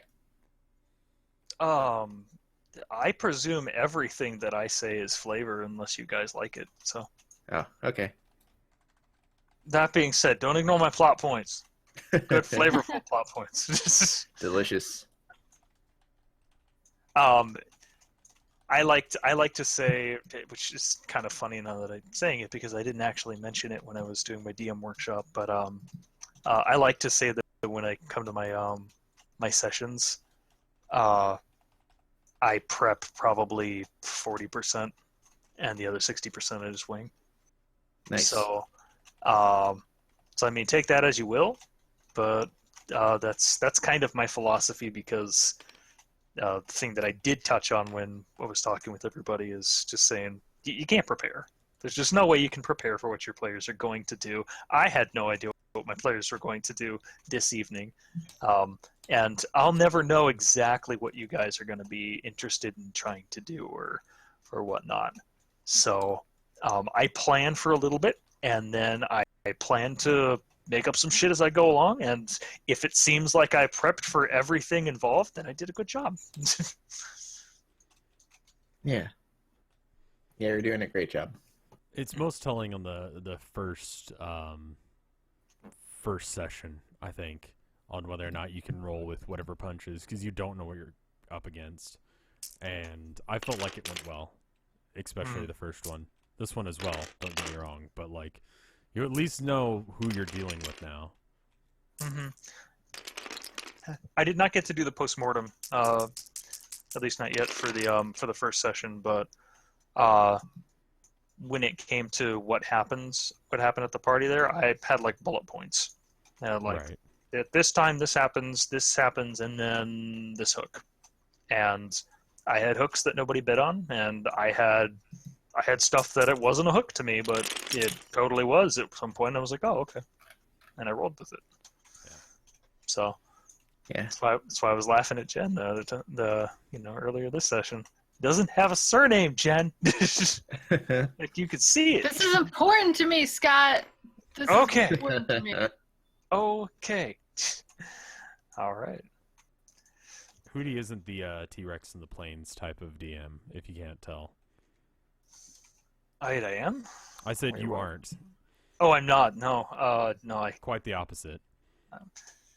So I have a vivid memory of when I was probably 10 or 11 and I was first starting to get into D&D, and one of my friends at the time was quote unquote running it, because this is at the point when you're playing, and I could sit there and read the manuals for hours, and I loved doing that. But when it came to playing, that was a whole different ball game. Sometimes you just weren't playing with someone that wanted to run by any rules. We were in fighter jets that shot M&Ms, Right. and that was our game, and it was weird as fuck. And I remember that detail, and will take it to my grave just because of how weird it was. And it always reminds me that good games don't have to make sense. They just have to be fun for all the players. So later on, I figured out how you weave sense in with random, ridiculous nonsense. But wait, what? Sorry, I have something in your chat.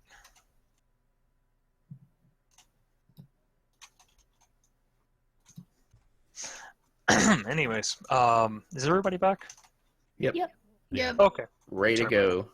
Okay, so you guys spend a little more time with Alana in her quarters, and she regales you with a couple of tales of her own adventures.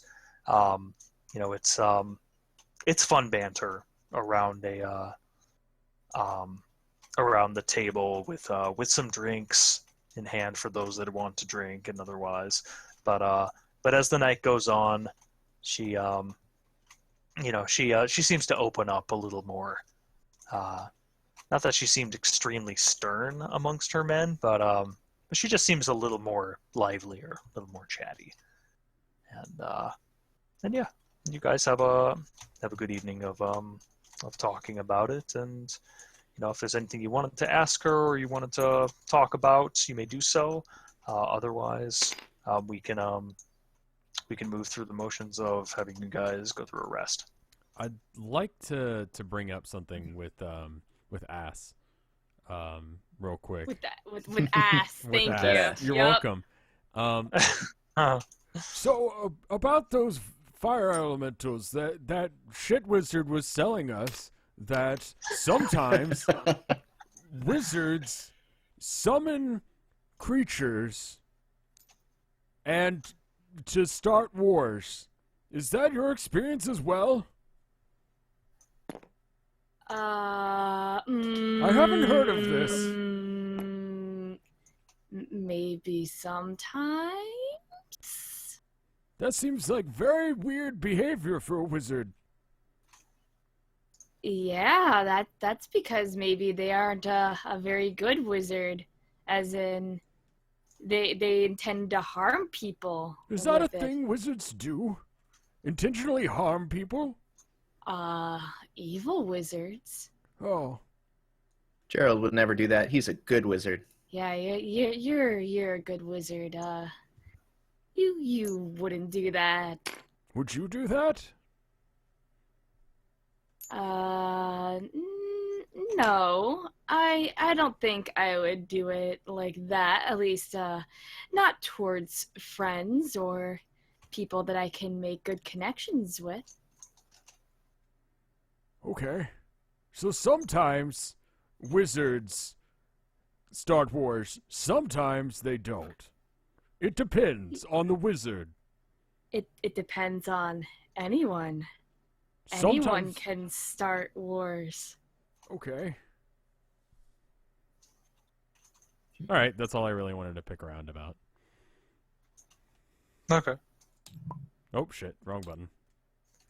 Yeah, that's not the right button. Yeah, trying to go to the notebook. I'm trying to really feel out my alignment here, though, Rev. Nope. Actually just trying to figure out what wizards do. Sometimes they start wars. Who put the dude in the crow's nest as the acrobat? What the fuck?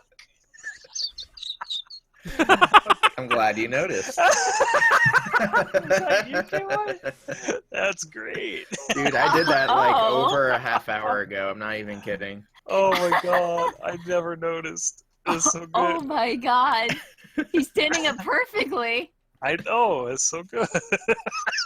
He's checking. He's really bored. Sometimes when you're up alone in that crow's nest, you just need to work out. You need to get muscular. You can't stand around doing nothing. It's important to do your stretches, Yeah, so you don't want to climb get blood down quick clots. in the case of emergency.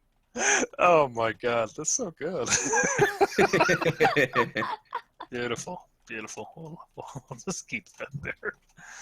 All right. Okay, very nice. Very good exchange between the two of you. Was there anything else you guys wanted to talk about, inquire, anything like that? Not really. Okay. Yeah. Mind me, I'm gonna talk to you guys real quick. I think after we're done here, I want to chat with you real quick about personalities that I want to, how I want to work them in the game. Okay. So, in any case, so she will retire to her quarters, and you'll see all of the remaining men and women that are taking care of things on deck. You see a couple of deckhands that are sitting, they're sitting around. They look bundled up. They look sleepy. The night sky is absolutely exhilarating. Out here, you can see the stars. See the stars very well, and it's cold and it's brisk, and it's good. And I think I said the word good because I said brisk, and it reminded me of brisket. I thought it too, and but I I'm didn't wondering say it. whether you're doing something to me. She said, "Stop doing that." What are you doing? Okay, but But the four of you can at this point take leave in the ship's hold and go through your motions for resting. As I'm assuming everyone here is gonna rest. Yep. Good. I believe so. Yep. Alrighty. Sounds good. Okay, so you guys take a get into your hammocks and you bundle up with your blankets that you brought and your warm clothing, and you drift off to sleep. And the ship rocks. The ship rocks, and you can feel the humming, which might seem a little different now that you know how the ship exactly is moving, but there's a certain comfort to it that helps to lull you off to sleep. At this point, Jen, go ahead and recover your spell slots. I'm pretty sure no one's gotten I knew it'd be damaged. okay.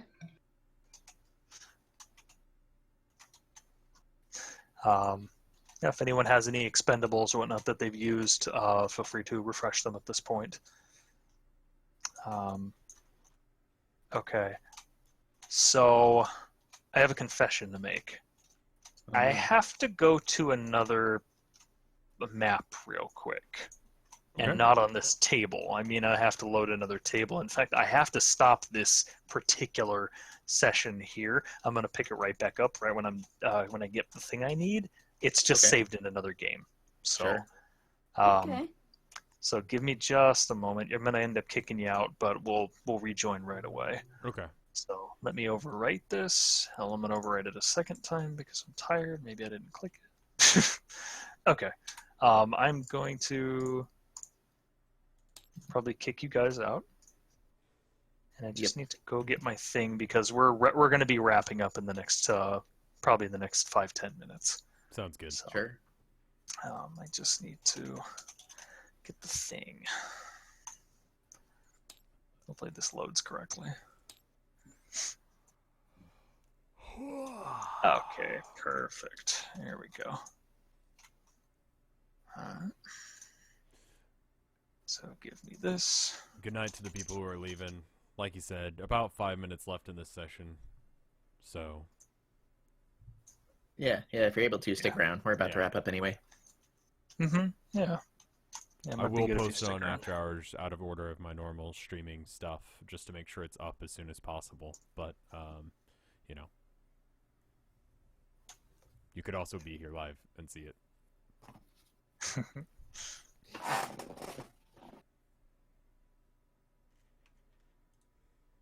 Do-do-do-do. Okay. The server should be back up, so feel free to join in again. Alrighty.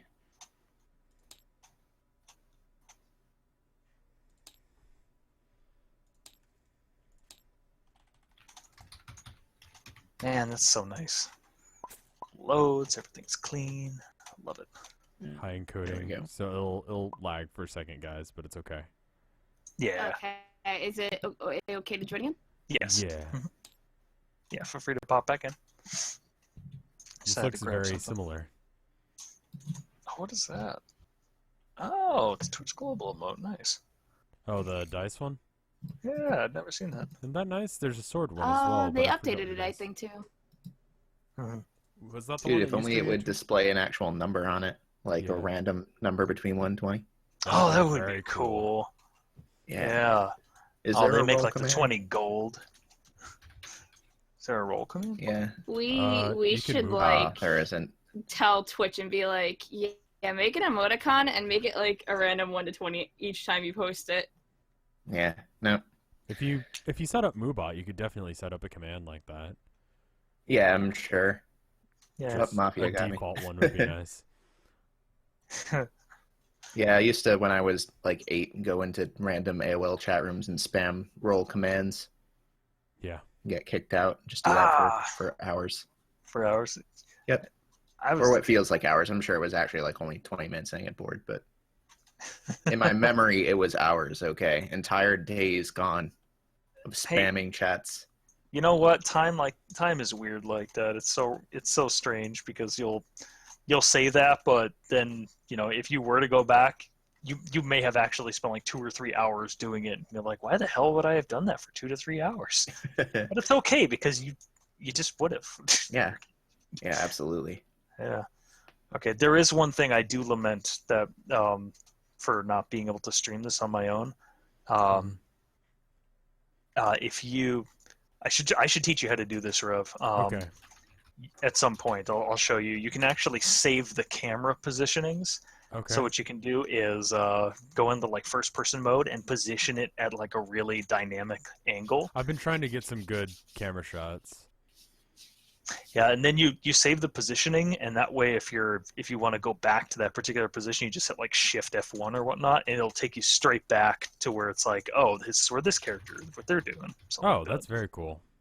Yeah, I'll show you the thing. Okay. In any case, all right, you all awaken early in the morning, and there's a lot of commotion that's going on. It's folks getting out of their hammocks, getting ready. They seem to gamble just whenever they're awake. I'm serious. They're casting bones. Two sailors are just casting bones, and they look like they're almost ready to fall over. They're tired, but they're still going at it. You're trying to figure out what they're trading, maybe favors or something, because there doesn't seem to be any money exchanging hands down here. But in any case, so you it's starting to get pretty cold. So I imagine most characters are getting some warmer clothing on, and as you approach the top deck, the wind is starting to become pretty biting, pretty frigid. You'll see Alana up at the helm, and she seems to be guiding through. The clouds have become very not menacing, but just foreboding, I suppose. They're clustered about, starting to turn shades of gray. You're hoping that you're not riding straight into a storm, and you can see that the landscape as you look over the balcony. Maybe not Brisket, but anyone else looking over the balcony, you can see way, way, way down, probably a few million pieces of string. You can see these shapes of mountains that have started to just cluster about the area here. Having flown all night, you're seeing the terrain about you just change up in unknown and foreign ways, and the mountains are indeed getting taller, and the peaks are indeed getting closer as you continue to go. And but a lot of your vision is kind of obscured at this point. As I said, the clouds are thickening up. The mist and fog is just rolling over the ship, and a lot of the crew is working diligently to keep things moving, keep things going, and let's see. One of the members, a fairly agile fellow up in the crow's nest, calls down. I'm sorry, he still killed me. Fairly agile. Stop. He calls out to Thrall. Thrall, hello! He's waving with his entire body. Thrall! We're getting very tired. We are. All right. You see him waving his hands, about Thrall! And Thrall screams back up to him. Like, what do you see? So, form in the clouds! There's something coming! And the air around you just continues to grow bitter, bitter cold. Starts to seep into your bones and just, freezing you over. And you hear a deafening growl. And the growl just almost seems to shake the ship.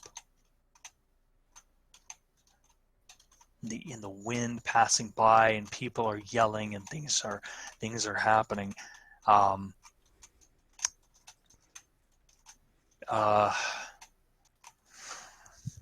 Sorry, I'm trying to think of something real quick. Nah, it's not important. And as the environment begins to take shape, it's oppressive pushing on your senses. You hear a second growl. This one much louder, piercing through the skies. You hear a few shouts of panic as you see several men running down into the decks there. That are calling, "Weaponry! Weaponry! We're under attack!" And surging out of the cold and the mist. Oh shit! Oh damn! Fucking wyvern. Comes a large white dragon. It screams as it surges straight towards your ship.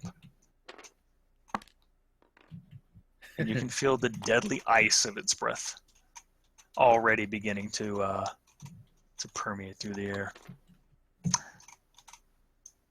And that's where we're going to stop.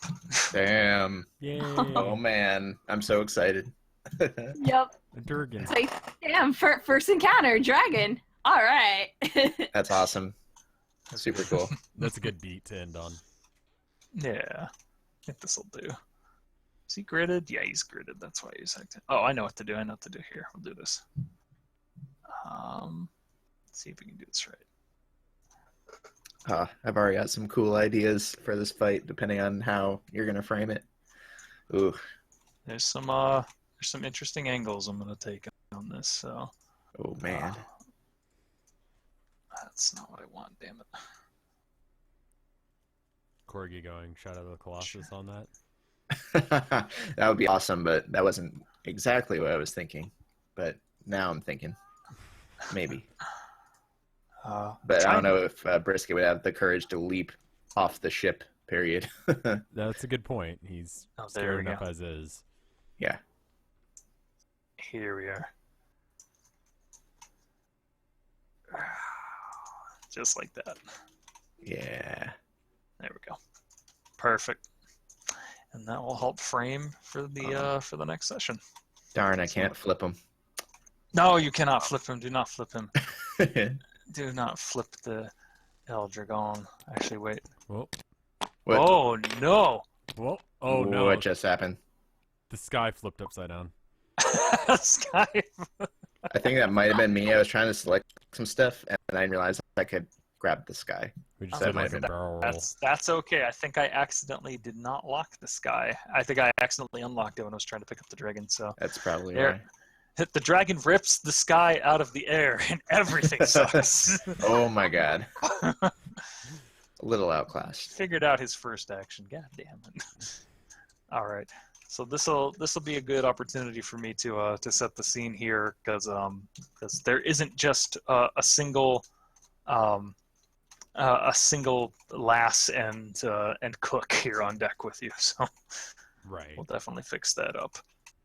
But in any case, I hope you guys had a good time with that. I It was, did. Yeah, it was your second definitely. session. Mm-hmm. Okay. Good. All right, guys. I gotta run, unfortunately. So No I'm gonna worries. peace out. Okay. Well, Later. all right. Night, KY. Bye, everybody. Take care, KY. All right. Yeah. So That was fun. yeah, that was a good time. I'm definitely looking forward to being more prepared for next time. But Don't beat yourself up. Everyone had a good time. Everyone was happy. it's good. Yeah, I'm glad. I'm glad we had a good time. And Jen wins some form of award for being able to surprise me at pretty much everything she does. I do love that you stuck to your guns and you were just like, fuck it, double down, double down, double down. I have a certain admiration for that. But I think everyone did a spectacular job. This was this has been great thus far. Where I felt when this was like 4 years ago, where I felt where there were some sessions that I have my pacing off, and I wasn't quite certain how to approach a few things. This seems to be going very smoothly. You guys react very well, and obviously think fast on your feet, and interact with one another in such a good way. So, in any case, all right. Well, I think I heard my wife come in, so it's probably about time for me to finally go make some dinner. Okay. But Mm-hmm. all right. Do you want to just catch us some other time? You said you had questions for people. Oh, I think I was gonna rework how I do personalities. I had this idea before this session, but I didn't have time. I think one of the most difficult things, and stop me if I'm wrong here, but I think one of the most difficult things in terms of crafting NPCs that are both engaging and also approachable in some ways is having a small understanding of their purpose and how that can better serve a player. And my idea had been to, because I only have the current note cards here with their names on it, my hope had been at one point to make up actual NPC cards that we could pop up, like either in the background here or on a display, and it would basically have some traits on there that you guys have discovered about them, but might also have some mysterious things about them as well, which could help with things like, I'm interacting with this character and they're doing this, and I can tell that they act like this, but it looks like they're hiding something possibly. Okay. Which That would be interesting. Because that might help you to look at an NPC as more of a personality and less as of just a driving force that pushes you to things. They're not supposed to be just things that just give quests and tell you that you're fly for being a hero. Being able to see their faults and their, almost like seeing your traits and bonds and flaws. I was thinking about just putting those on display for them, and also to have a few things on there to just say like question mark, who knows, maybe they know something, maybe you being interested in that NPC and trying to figure out what that mystery thing is might prompt you to engage them. And it won't feel like I'm going like, okay, so they walk up to you, all right, do you want to talk to them? Do you want to talk to them like at all? Do you want to do anything with them? Like, they totally have stuff that they could say, but did you unlock the base? No. Did I click on the base? I clicked on the base, I'm sorry. So I think I'm going to try to do that for next time. That way you can also reference it if you forget who someone is. So, if we end up taking this adventure a long ways and it gets to the point where you have to double back and you're like, I fucking forget who this NPC is, I don't remember talking to them at all, you can just look at it. So we'll do something like that. Oh, shit! I forgot to do the one thing I had prepped for. Damn it! What? This. What's going on? Snowing. Oh. Oh. I was gonna say, It's are very, you gonna very use that slight. snow button? Because if Jen, you don't I- press very- it, I'm gonna press it. Jin, you're Jen. very distorted.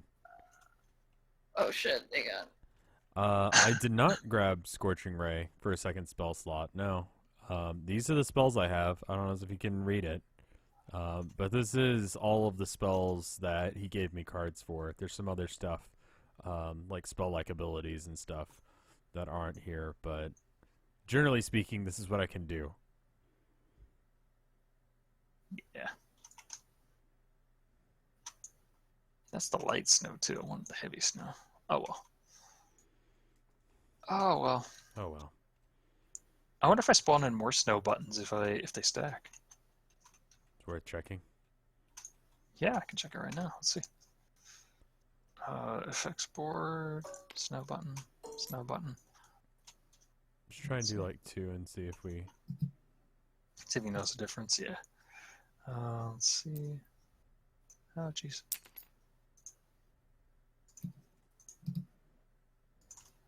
All right. There's like 3 buttons. What? What is that?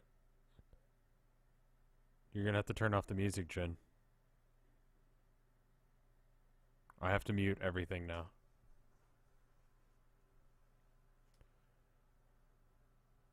Yeah, so that we can hear through your speakers, Jen. Wait, is it Jen? Yeah, it is.